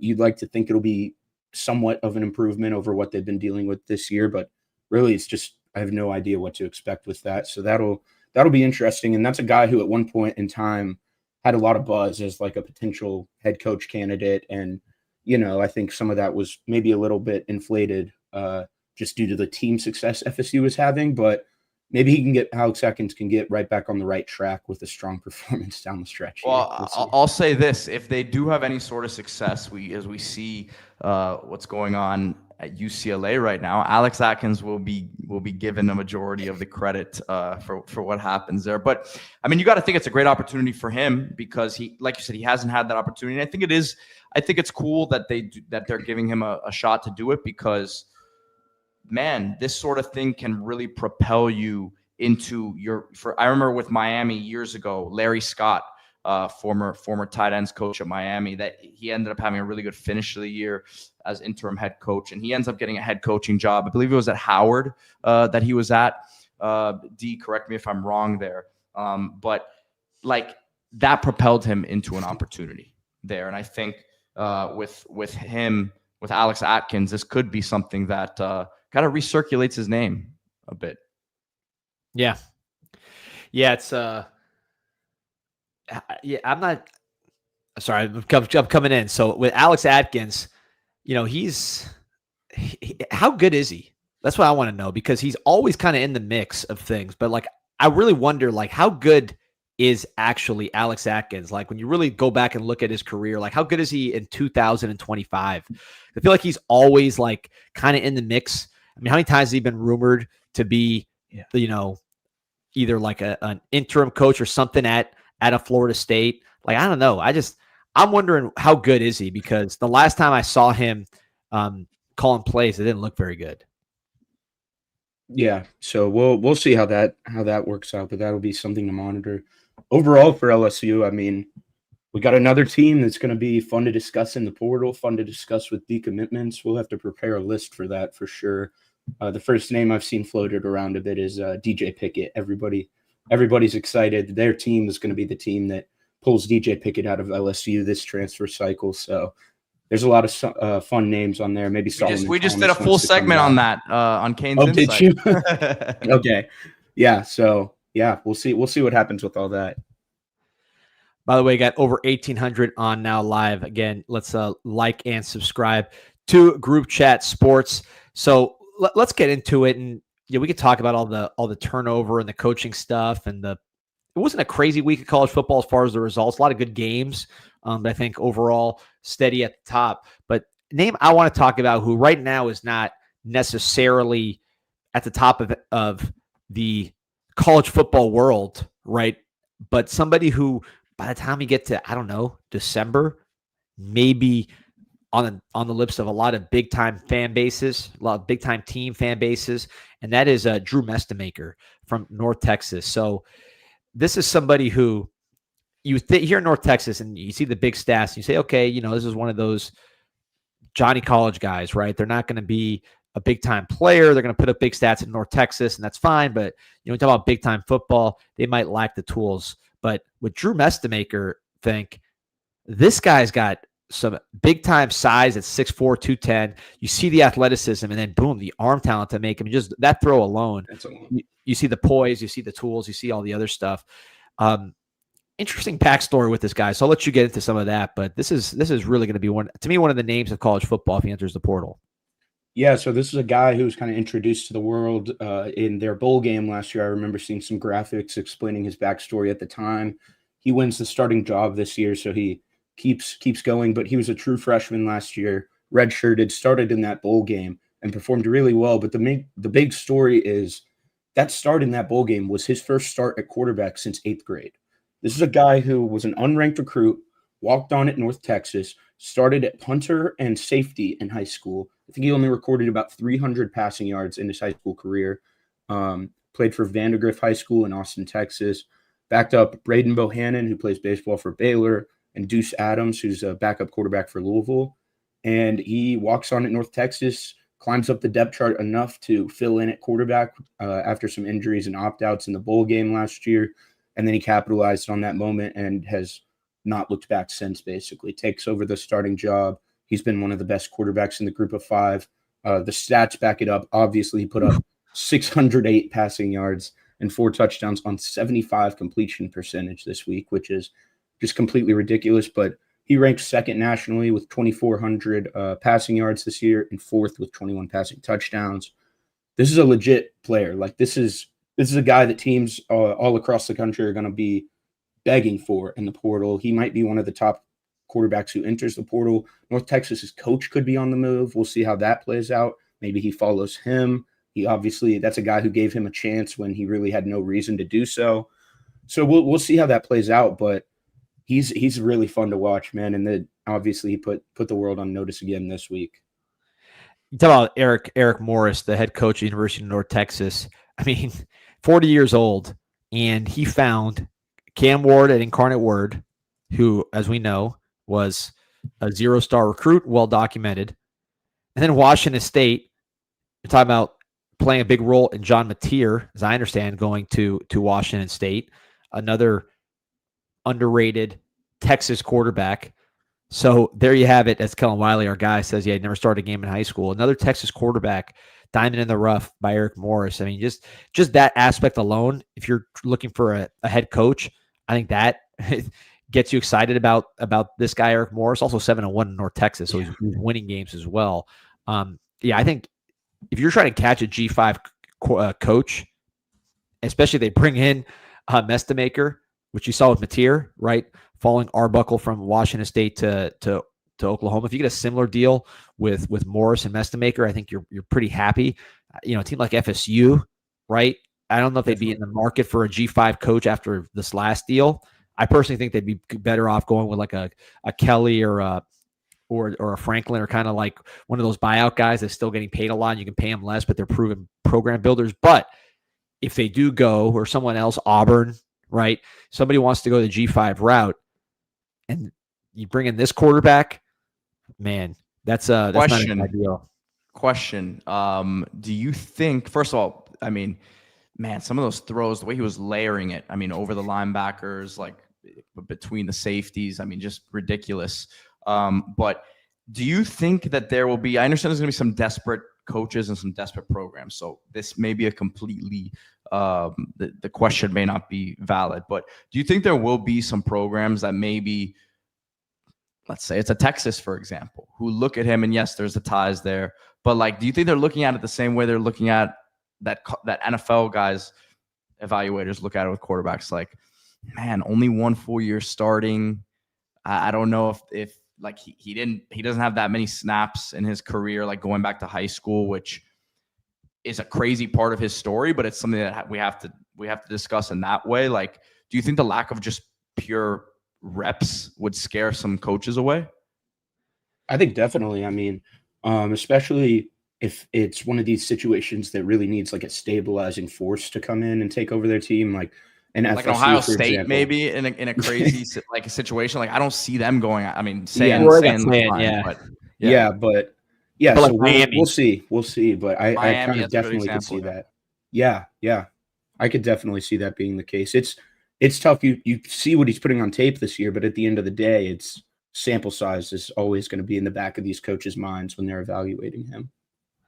Yeah, I think it just depends on what team picks him up. Like I said, if you're taking Morris and him as a package deal, you're probably on a rebuilding mode anyways, which that makes a lot of sense. But yeah, just as far as like a rental, this is not to me a rental player. This is a guy that starts for 2 years for you, which is great, by the way, if you want a quarterback to build around.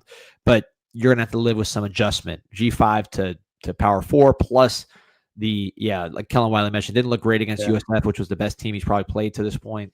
So there's gonna be a learning curve, but I think you can get a lot out of him over the course of 2-3 years as he builds his experience. Two names jump to mind with his background, and not comparing him as players, just the two names that I thought of, both Texas quarterbacks, which would be Kyle Trask from the Gators, who's been with the Bucs for a few years. I don't know if he's still there now. He was a second-round pick of the Bucs, I believe. A Florida Gator quarterback signed by Dan Mullen out of high school, even though he was a backup to De'Ara King, now a coach at SMU, standout for Houston and the University of Miami. De'Ara King started over Kyle Trask. Kyle Trask had those measurables as a bigger pocket quarterback that King didn't have. King further ahead as a football player, obviously was a great college player as well. Trask, more of an NFL kind of guy, pocket passer. So that's someone who just, as a guy who didn't start in college and now is in high school and now is in the NFL at quarterback, that's one that jumps out.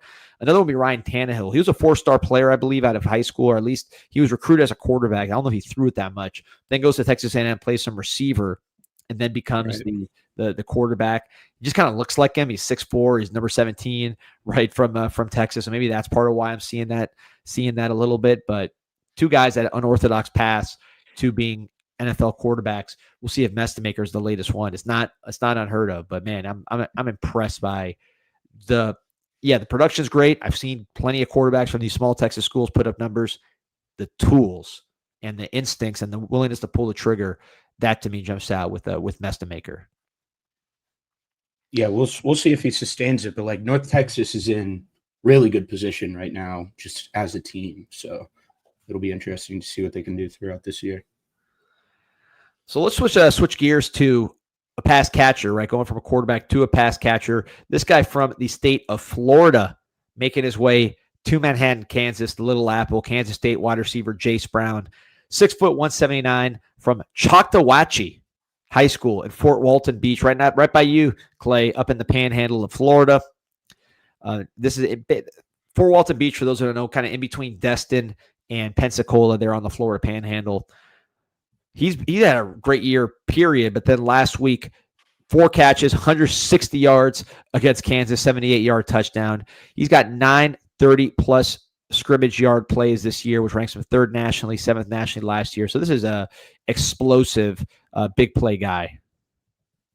Yeah. I'll have you all talk a little bit about some of the recruiting. I don't know if you guys remember him as a recruit or have any thoughts on that. But this is a guy who's been really productive early for Kansas State. He got on the field as a freshman, made a bit of an impact, was sort of getting into the rotation. And then last year as a sophomore, he had 823 receiving yards, and that was the most by a Kansas State receiver since Tyler Lockett. And it also set the Kansas State sophomore receiving yardage record. He's got the basketball background, the track background, some family relations to other professional athletes. So this is a guy. One thing I did notice just looking at the numbers is the drops have been a pretty big issue throughout his entire career. 10+% drop rate in all 3 seasons, 13 drops in his career. So that still needs to be cleaned up, and it hasn't been so far this year. But if he can clean it up, this is a, I don't know, probably a top 100 potential pick. I think I could see that. He's a pretty complete player outside of the drops and maybe the frame, but he's got a lot of things that you like. Yeah, and I pulled up his recruiting profile here so we could talk about it. As you see, I mean, he was a 3-star recruit, ranked about 1400th nationally on the 247 composite, 203. So I guess he was 195 on 247's ratings, and the composite was 203. And I was just looking at it. Did not seem like he took any other visits other than Kansas State. Some of these, the other schools, he had offers on paper, but I'm not sure how much he was actually being recruited by any other P4 school. It looks like here. So you got to give Kansas State a lot of credit on this evaluation. Yeah, almost 2,000 on. Remember to like and subscribe to Group Chat Sports. Yeah, with Jace Brown, the draft projection, I got to see him really run a full route tree, like in like a kind of a combine setting, just to know. Because every time I see him, it seems like he's just screaming down the sideline, catching these long passes. Which, look, there's obviously a value in being an explosive player, especially when you're consistent like that.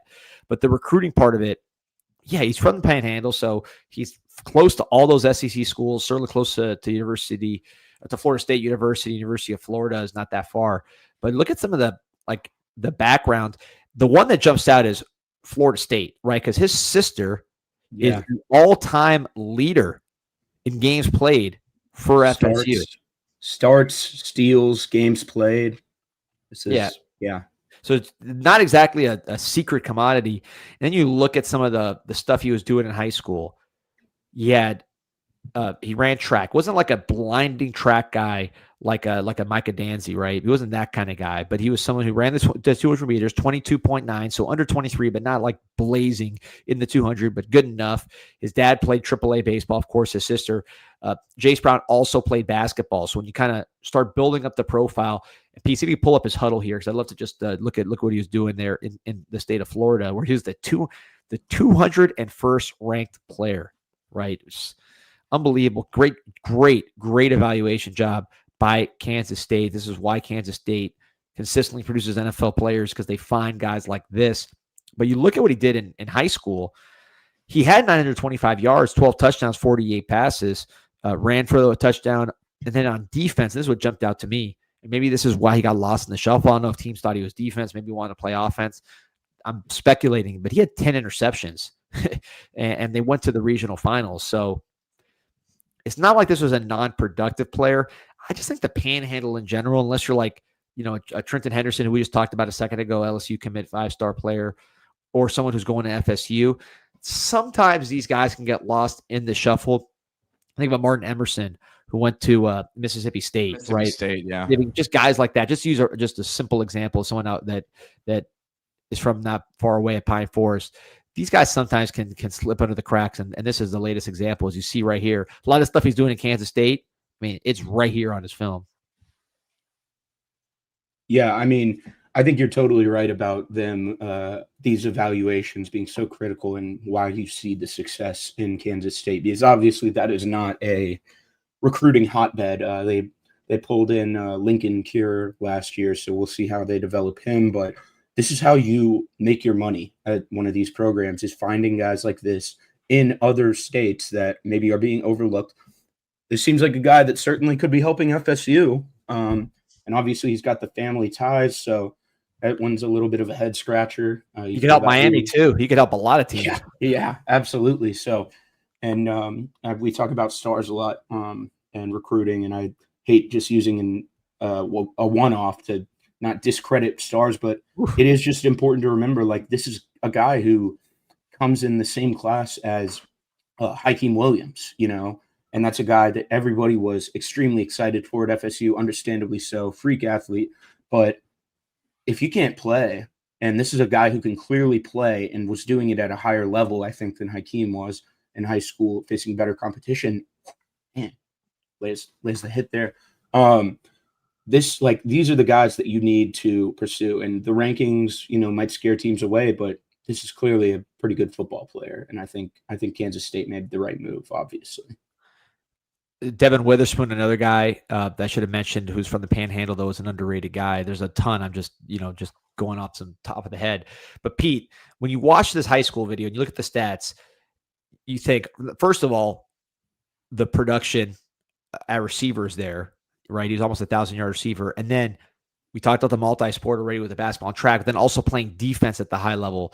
Like, it seems like we're seeing a trends here with all these 3-star guys that we go back, that turn into NFL players, and we go back and watch their film. It's always they play multiple sports, they play multiple spots on the field, and they're productive, man. I mean, you mentioned Hakeem Williams, Clay. I don't think Hakeem Williams was a very productive high school wide receiver. And I think that's something that, particularly at the wide receiver position, you see a lot of. But Pete, what comes to your mind as you're watching these high school highlights? I'm just going to go back to what I said. You got to give credit to Kansas State for the evaluation, but it's like, what are some of these other programs doing? Tulane offered him. Western Kentucky offered him. Western Kentucky, a program that uses receivers all across the field. Georgia State offered him. But, like, this guy would be a great player at a Georgia Tech. Imagine him with Georgia Tech right now. They have Eric Rivers over there now. But, like, it's more about how the heck did no one else see him? It's one thing to say great evaluation from Kansas State, but all these other programs were asleep because, you see him running by guys. You see him winning, balls at the catch point. Both sides of the ball has been a prevalent thing. And then one thing to me, we talk about guys who play both sides of the ball, but it's one thing to play defense if you're an offensive player, but how do you play defense? Are you out there just because you're the best athlete on the field, or are you bringing that striking mentality? Clay, you mentioned a couple of these hits that he's had have been impressive. He doesn't seem like a guy who plays scared out there in any sense. So yeah, these are super impressive highlights. I mean, I do kind of wonder when you said the thing about, I wonder if teams kind of just wonder what his long-term home was, because really these DB and receiver highlights are pretty equal in my opinion right now. He's looked really dominant on both sides. Yeah, if they couldn't develop Hakeem, what makes me think they'd develop him? I don't know. I mean, just probably a bit more buy-in and seriousness from Jace Brown, and the fact that he was probably a little bit more refined, clearly more refined out of high school. So not as much development needed. He's a little bit more ready-made to play right away. Yeah, I was going to say that obviously Kansas State's a good developmental program, and he did develop. But you watch this film, it's not like he's like a raw type of player. I mean, he's doing a lot of the same stuff he does in college. He's running different types of routes. There you see it right there. I mean, of course he got a lot better, but and I've seen this before, which is interesting. Some of these guys that are underrated, you go back and watch their high school highlights. I remember Dalton Kincaid, who was like a 0-star, I think went to JUCO, then he went to Utah, or he went somewhere small as a receiver. I remember watching his high school highlights, and he was kind of like the same player, just with a little more size. So you're like, sometimes these guys that are underrated out of high school, they're not necessarily raw. Sometimes they're just undiscovered, and they actually are pretty polished coming out, and you see some of that with Jace Brown. So ultimately, before we move on from him, you're thinking top 100 there, Clay, for Jace Brown, you would say potentially? I would say probably day 3 right now, but like I said, honestly, I kind of have some optimism he can clean up those drops. I'd have to go back and watch each one, but he obviously has good ball skills in contested situations on that high school tape, and he's been over 50% in contested catches all 3 years of his career. I think he's at 58% throughout his career. So that makes me think it's not the tough ones that he's dropping. It's probably those focus drops, just underneath, over the middle. Maybe here's footsteps or something. I don't know. So I'll have to watch those. But right now, that and if he can put on some more weight, those are kind of the two things that give me pause. But I do think he could be a 3rd-round guy if he cleans that up. And there's no need for him to declare either, just a true junior. So I don't know if he'd enter the portal. He obviously could have done so this offseason. So we'll see. I guess maybe that'll come down to Avery Johnson and what his status is for next year. All right, Pete, let's switch gears to another receiver. This time in the Southeastern Conference. There's someone who's with more notoriety coming out. Actually known about him for a while. Heard this name for a long time. Pete, I know you saw him at camp, which is Winston Watkins, highest graded true freshman wide receiver last week. There you see the ranking and some of the numbers. You have the numbers on the season: 13 catches, 218 yards. But last week, 4 catches, 111 yards against Oklahoma. You've heard Kiffin talk about him a ton. I'm just gonna. I'll start with you, Peaks. I know you saw him in high school at a camp, but just in terms of some of the comments from Lane Kiffin leading up to and including this game, compared to Elijah Moore in terms of mindset, former Ole Miss receiver now in the NFL. He said, we don't get many elite guys out of high school. We don't get many guys like that, talking about Watkins. He's going to be a great player here. I know I'm not supposed to say that. Everybody will go buy him in the portal. I'm not supposed to say that anymore. Kind of joking around. So he joked and said, yeah, he's just okay. He doesn't know his plays and stuff. But he said, really, he's awesome, really good player. He said, he made plays starting 2 weeks ago and has continued through this week. So, Pete, you saw him in high school. What's your take on Winston Winnie Watkins? Yeah, it's funny.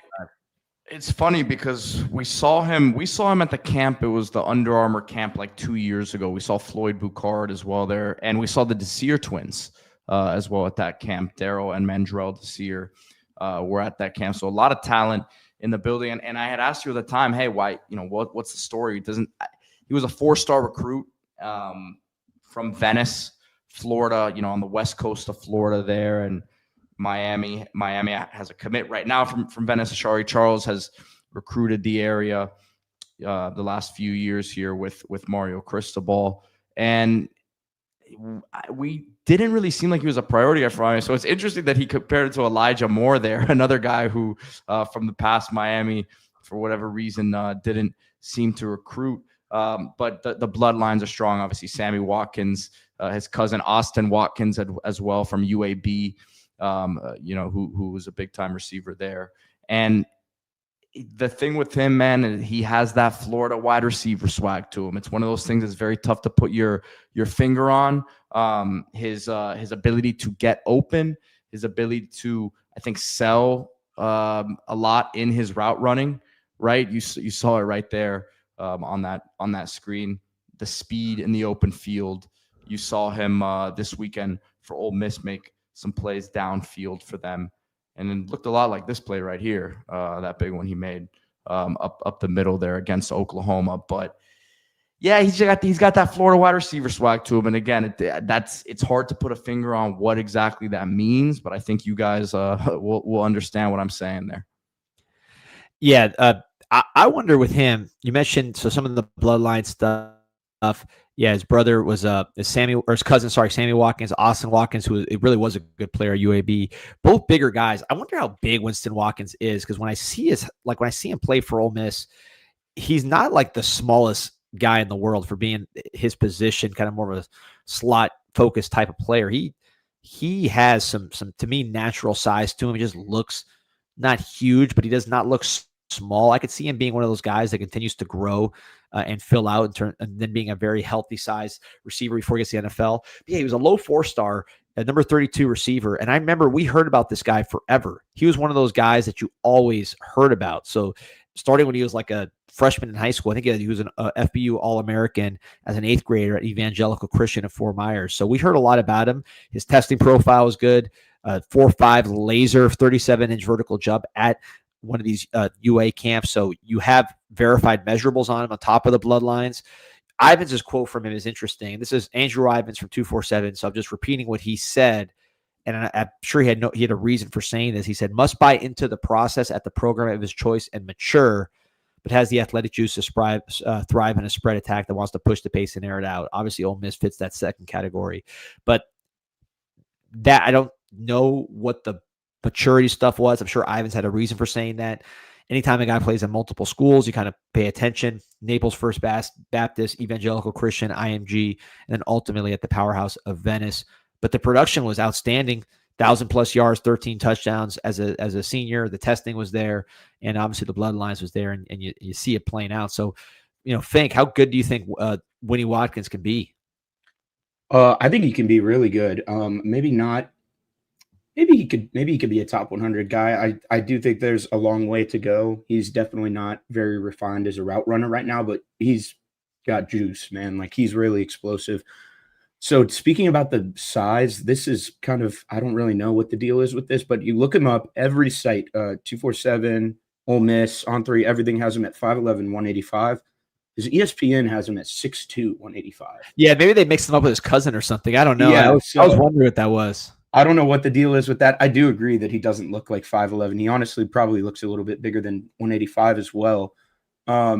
I think with the maturity, I had one experience with Winnie when he was a recruit and when I was working with 247 doing interviews and whatnot, and we were waiting for him after a practice, and we had an interview with him, and if I remember correctly, he answered every question regardless of what was being asked with yes or no. And it would more often than not leave us with more questions because it didn't answer the question. And he was just like smiling the whole time. He thought it was super funny, and it was kind of funny, but that's just like, I don't know, man. Like you know what the situation is. You're a high-end recruit. You're very well known. I mean, he's very active on social media. He's got a lot of fans. So I think he's maybe just a little immature, and hopefully that's improved. Obviously, Kiffin did say the stuff about learning the playbook, but obviously he's been getting out there and making plays for Ole Miss. So I'd like to think that. Yeah, I think he was joking to scare away portal guys. Like, I think that was the joke. Yeah. So he can be, yeah, maybe a top 100 guy. Certainly a very, very successful slot in the SEC. He's got so much juice. You said the verified testing numbers, and that shows up on every single play. So you have questions about the high schools, switching 4 high schools, that usually is an indicator that that might carry over to college, I guess you could say. Cough, Bear, Alexander. So hey, I'll take Bear Alexander on my team right now. Yeah, I mean, I would too, to be honest. So he looks pretty good out there, but yeah, that'll definitely be something to monitor, like with just the maturity, and can he keep this up? Does he continue to see a larger role throughout this year? Because Ole Miss's receiver room is pretty stacked. Like he went into this game as like their number 5 receiving target. And obviously he played very well. So we'll see how they switch that up in the future. So Pete, I want you to comment on this because you've seen some really good wide receiver classes down here. 2018 is one that rings a bell for me. I want to just go through that list with a lot of NFL guys that year.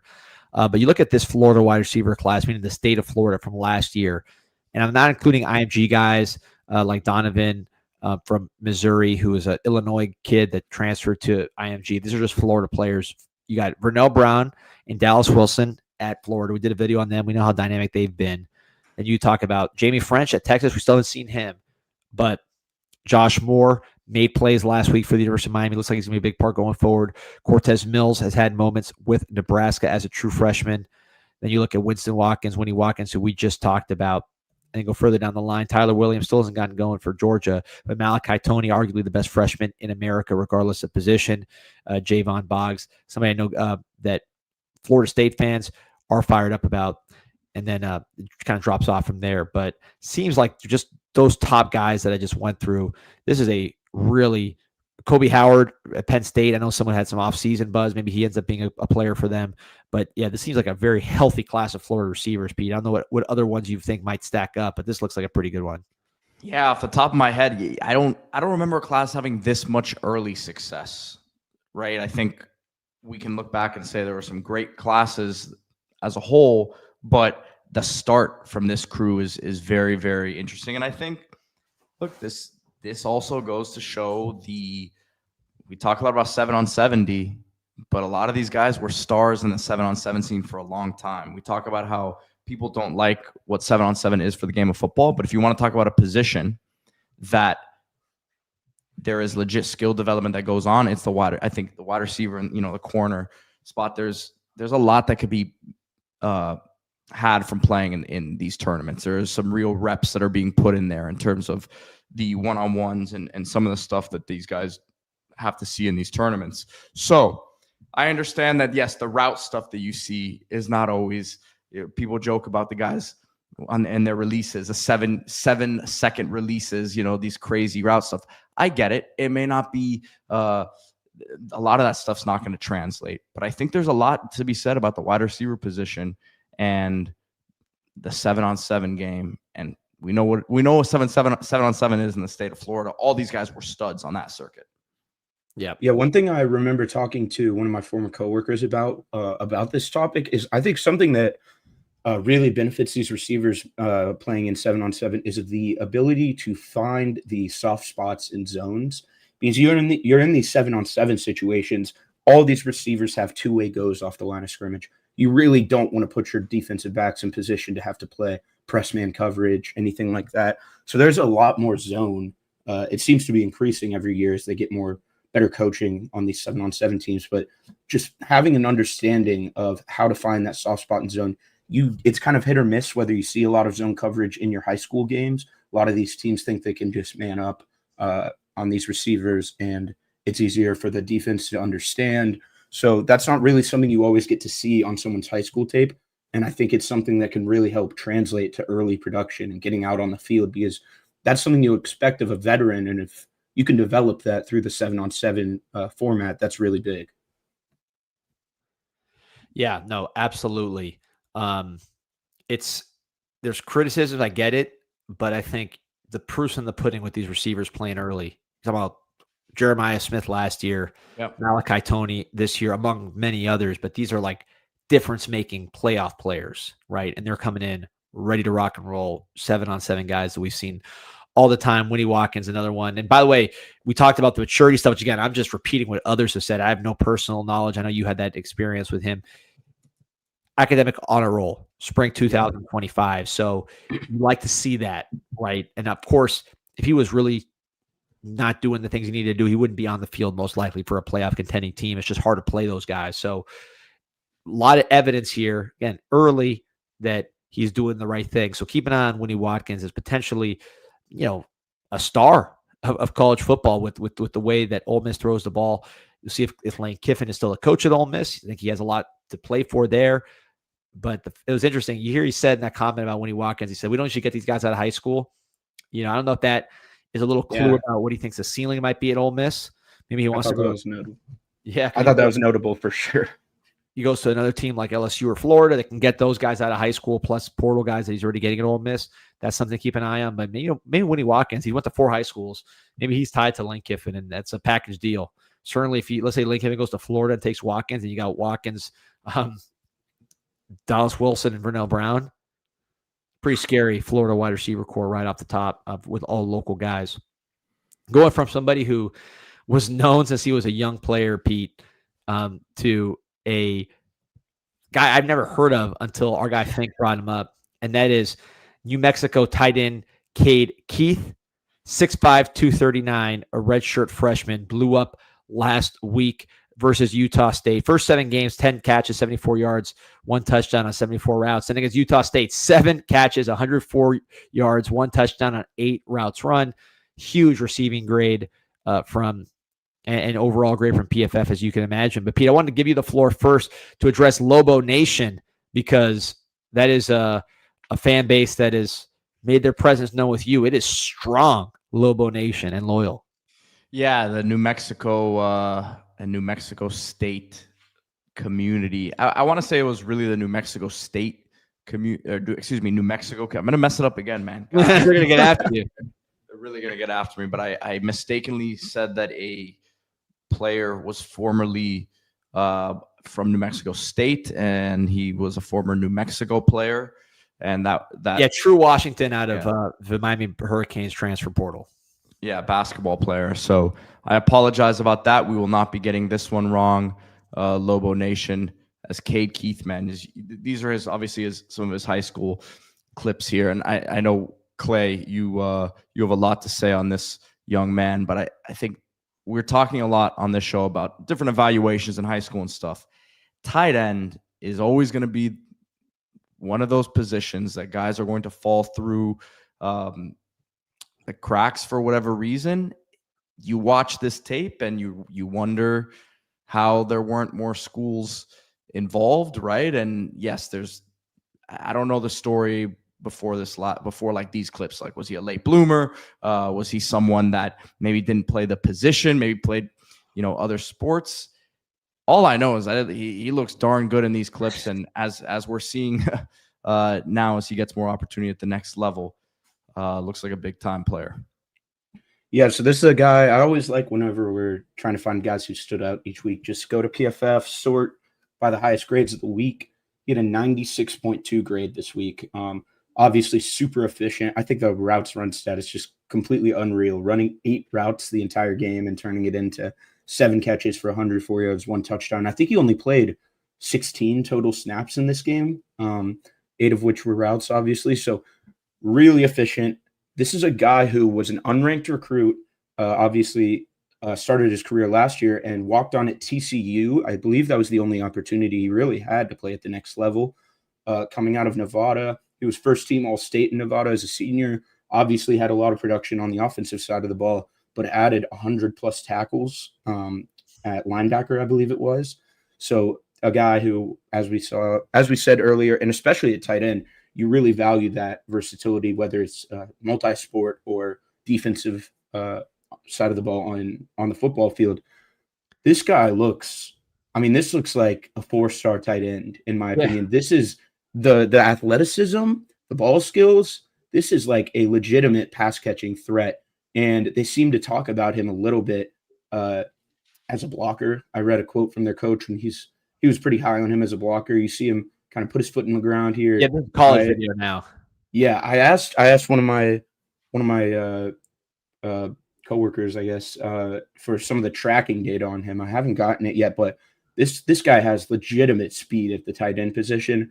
Listed at 239. I wonder if that's maybe a bit of an exaggeration. Obviously 6'5", so that's big frame to fill out, but he's a little bit skinny right now, I would say, for a tight end, but we'll see. He's got the frame to continue adding weight, and he just moves so dang well, man. Like, how is this a guy who walked on at TCU, didn't play a single snap for TCU, transfers to New Mexico? As far as I can tell, they have him on scholarship, but he was not particularly getting a ton of interest in the portal. Portland State was in the mix, so dropping down to the FCS level. It seems like they're in the mix for everybody with Brendan Marion and Ryan Bartow. But, I did find on his Twitter he had some film from practice last year at TCU, and so I think that was kind of what they went off of. And he just showed what he showed in that game and what he showed on his high school reel. This is a potential – I've said it for every guy it feels like we've talked about so far, but I think this is a potential third-round pick, maybe even second-round pick, certainly a top 100 talent, just with these athletic tools that he has. And we'll see. Maybe he transfers to a UNLV or something. He's from Nevada, but I imagine he's probably not at New Mexico next year. Maybe he's loyal to them for taking a chance on him.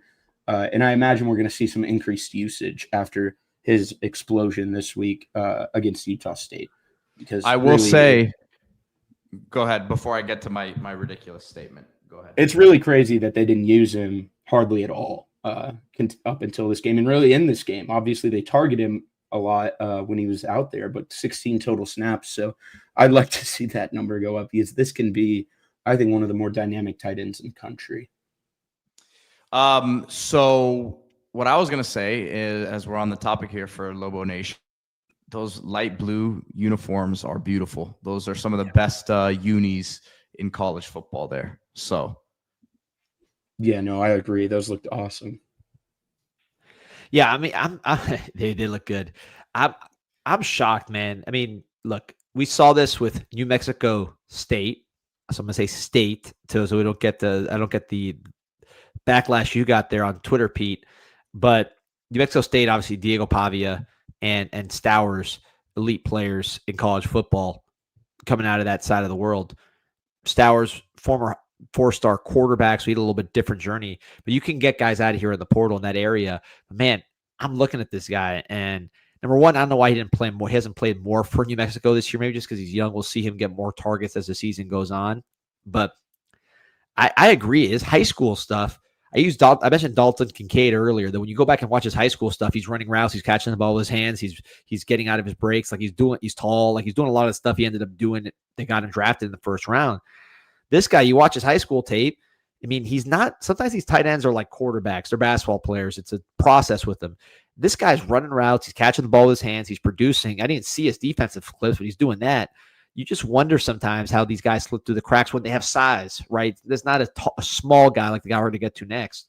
This is a guy that has the prototypical frame. So very impressed watching the rest of his season closely, because I think based on just what we've seen movement-wise, route running-wise, height-wise, and hands-wise, this could be a guy that gets significant portal interest if he does choose to enter the portal here in a couple months at that position. Yeah, he did play basketball. I can't find the stat, but he did play basketball for his high school. So look, basketball both ways. We just talked about Jace Brown, right? Yeah, and productive. The production was there too. There's not an unproductive high school player. So yeah, I could see. You look at the portal movement. Tight end's a weird position too in the portal. We're gonna get to Rohan Jones in a second, who, Luke Haas was the guy he replaced, and he went to Ole Miss, and he hasn't been overly productive, right? So it's kind of crapshoots with the tight end portal movement. Stowers from New Mexico State. I gotta hop off real quick. I gotta hop off here real quick, D. Yeah, go ahead. So, it's a weird position in the portal, that tight end position. And I think this guy could be one of those guys that you say, who is he? And then he goes to one of these schools that throws the ball tight end, and next thing you know, he's a household name. So I think you'd be the first. You'd be the first on our guy here in Cade Keith. So let's talk about a different tight end, somebody more experienced, senior player in the SEC already, and that is Rohan Jones. So Rohan Jones from Montreal, Canada, 0-star recruit. He played for the Maine Bears, then Montana State. Is Montana State the Grizzlies? They are the Bobcats. Montana's the Grizzlies. Gotcha. Yeah. Okay. Yep. Sorry. So the Montana. So he was playing big time FCS football. There was they were in the championship this year. Now goes to the SEC, and his production hasn't missed a beat. This guy's from, like, was in Montreal, Canada. I think he's francophone with French being his first language, just based on his accent. First Arkansas with tight end with multiple 100-yard games since Hunter Henry. You're going to get into some of this yards per route run stuff in a second, because that's off the charts. But then you look at it as just this yards per catch, the old school grade. This guy right now on the season, this SEC player, 12 catches, 408 yards, 34 yards per catch, and 3 touchdowns. Also took a handoff for a touchdown against Memphis. Absolutely ridiculous. I mean, what can we see here with our guy Rohan? Well, you see a guy, if you throw the ball to him 3 times, you're covering more than an entire football field, and you're probably scoring a touchdown. So that production is just completely ridiculous. He's at 6'3", 242-pound, true fourth-year senior, played 2 years at Maine, had a really productive season last year at Montana State. I think he was second in the FCS in yards per route run at around 3. Obviously, he's only increased that this year. He leads the entire FBS in yards per route run, sitting at 7. For those who are unfamiliar with the stat, 3 is really an elite number, especially for a tight end. 7 is impossible. That's just I've never seen a number that high. Obviously, it's still early in the season, but it's really not. It's really not that early in the season. We're past the midway point. I understand he hasn't been targeted a ton, but this is a guy who's about as productive as possible in the snaps that he's getting. Yeah, Taylor Green, I was just watching some of the other highlights for Rohan Jones, and it seems like Taylor Green's really having a strong season. I'll have to do some more research on him. I know he got some hype early. But this is a guy who he's really, I don't know what the NFL draft outlook is, but he's a super fun story. Obviously coming from Canada, was not recruited. I read that a lot of the guys from that area really are dead set on wanting to go to Syracuse. That's kind of the destination for them. He didn't get that opportunity, had to go to Maine. said it was kind of rough for his mental health at Maine. They went 4-15. Interesting. FSU. 4-15 in his time there, I believe. And so then he goes to Montana State, is a part of a 14-1 team, loses the FCS national championship game, but is a major contributor for that team, kind of gets back in the good spirits. He actually did not even know what the SEC was when Arkansas reached out to him. So that was kind of one of their first pitches is, hey, you know, you've done this at this lower level. Now come do it at the highest level in the sport. And he was like, oh, yeah, Division I. And no. He's like, no, the SEC. And he's like, what's the SEC? He had no idea what it was. So I didn't really get a chance to see what other schools reached out to him. I know that Arkansas was the first. And we'll talk a little bit about this is kind of becoming a theme for Arkansas in these past few years, especially in the pass catcher category, is taking these lower level players. And then also he had a handoff for it. He ran a touchdown in against Memphis. So this is I think it was the first Arkansas tight end to score a rushing and receiving touchdown in the game since like 99 or something. I'm surprised that's ever even happened for him.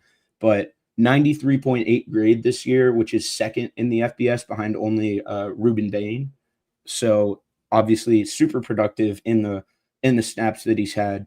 He's in his fourth year, so he unless he gets some sort of waiver or something, probably will be going pro this season. I don't know what the outlook is draft-wise. I wonder if he has quite the speed to match the undersized frame, but he certainly has some of the agility to run a little bit more of a route tree. He's got good ball skills. You saw him.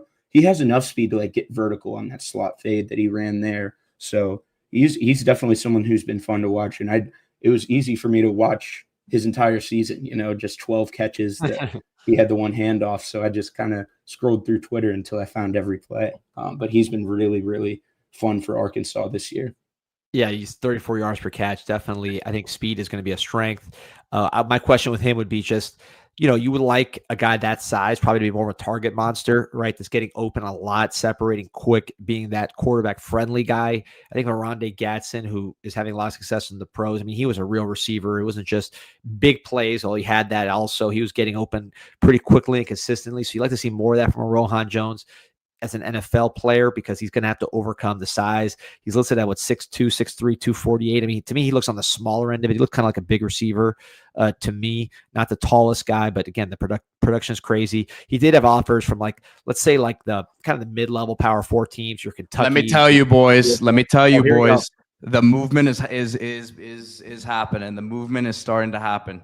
I'm telling you, the ripple effects of these coaching changes have already begun this morning, man. The call I just got, man, interesting one. So I think we talked about some this LSU class. Have my eyes on that one. Whew. Gotta call you after the show, Pete. Get us some information here. Oh, wait a minute. And I know we're talking about the Arkansas Razorbacks, but Group Chat Sports, we got 2200 on. Yeah, I'm not going to leave you guys hanging. Hayes Fawcett tweet. Look at that right there.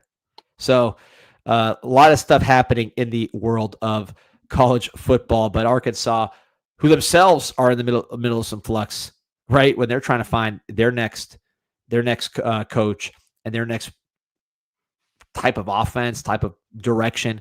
Rhett Lashley to me makes the most sense, but I don't know if he wants a bigger job like at LSU. I don't know if he's even a candidate for that kind of job. I think to me, Rhett Lashley, Arkansas makes a lot of sense. I think he could do well there. It's such a cool place with such a good fan base. You'd love to see a homegrown kid have success there. And whoever is in charge of Arkansas's FCS, D2, whatever type of recruiting, that's the guy I want to stay around because they got Isaac Tesla. Is it Tesla or Tesla? I always pronounce it messed up. I always say Tesla, but I have no idea. It's like capitalized different anyways. Detroit Lions from Hillsdale, D2, ends up becoming a good player in the SEC, getting drafted. Andrew Armstrong, tall, very productive receiver for Arkansas, over 1,000 yards, coming from Texas A&M Commerce, which is now called East Texas A&M, in case you were wondering there, Clay. Now Texas A&M Commerce is now East Texas A&M. So Arkansas does a phenomenal job with these kind of players. Clearly struck gold again with Rohan Jones. We're watching how he finished the season and how he projects to the NFL. So if you want to keep track of players like that, emerging guys, new guys, portal movement, which will coaching change movement, all the stuff we'll talk about on Group Chat Sports. Remember to like and subscribe to the channel.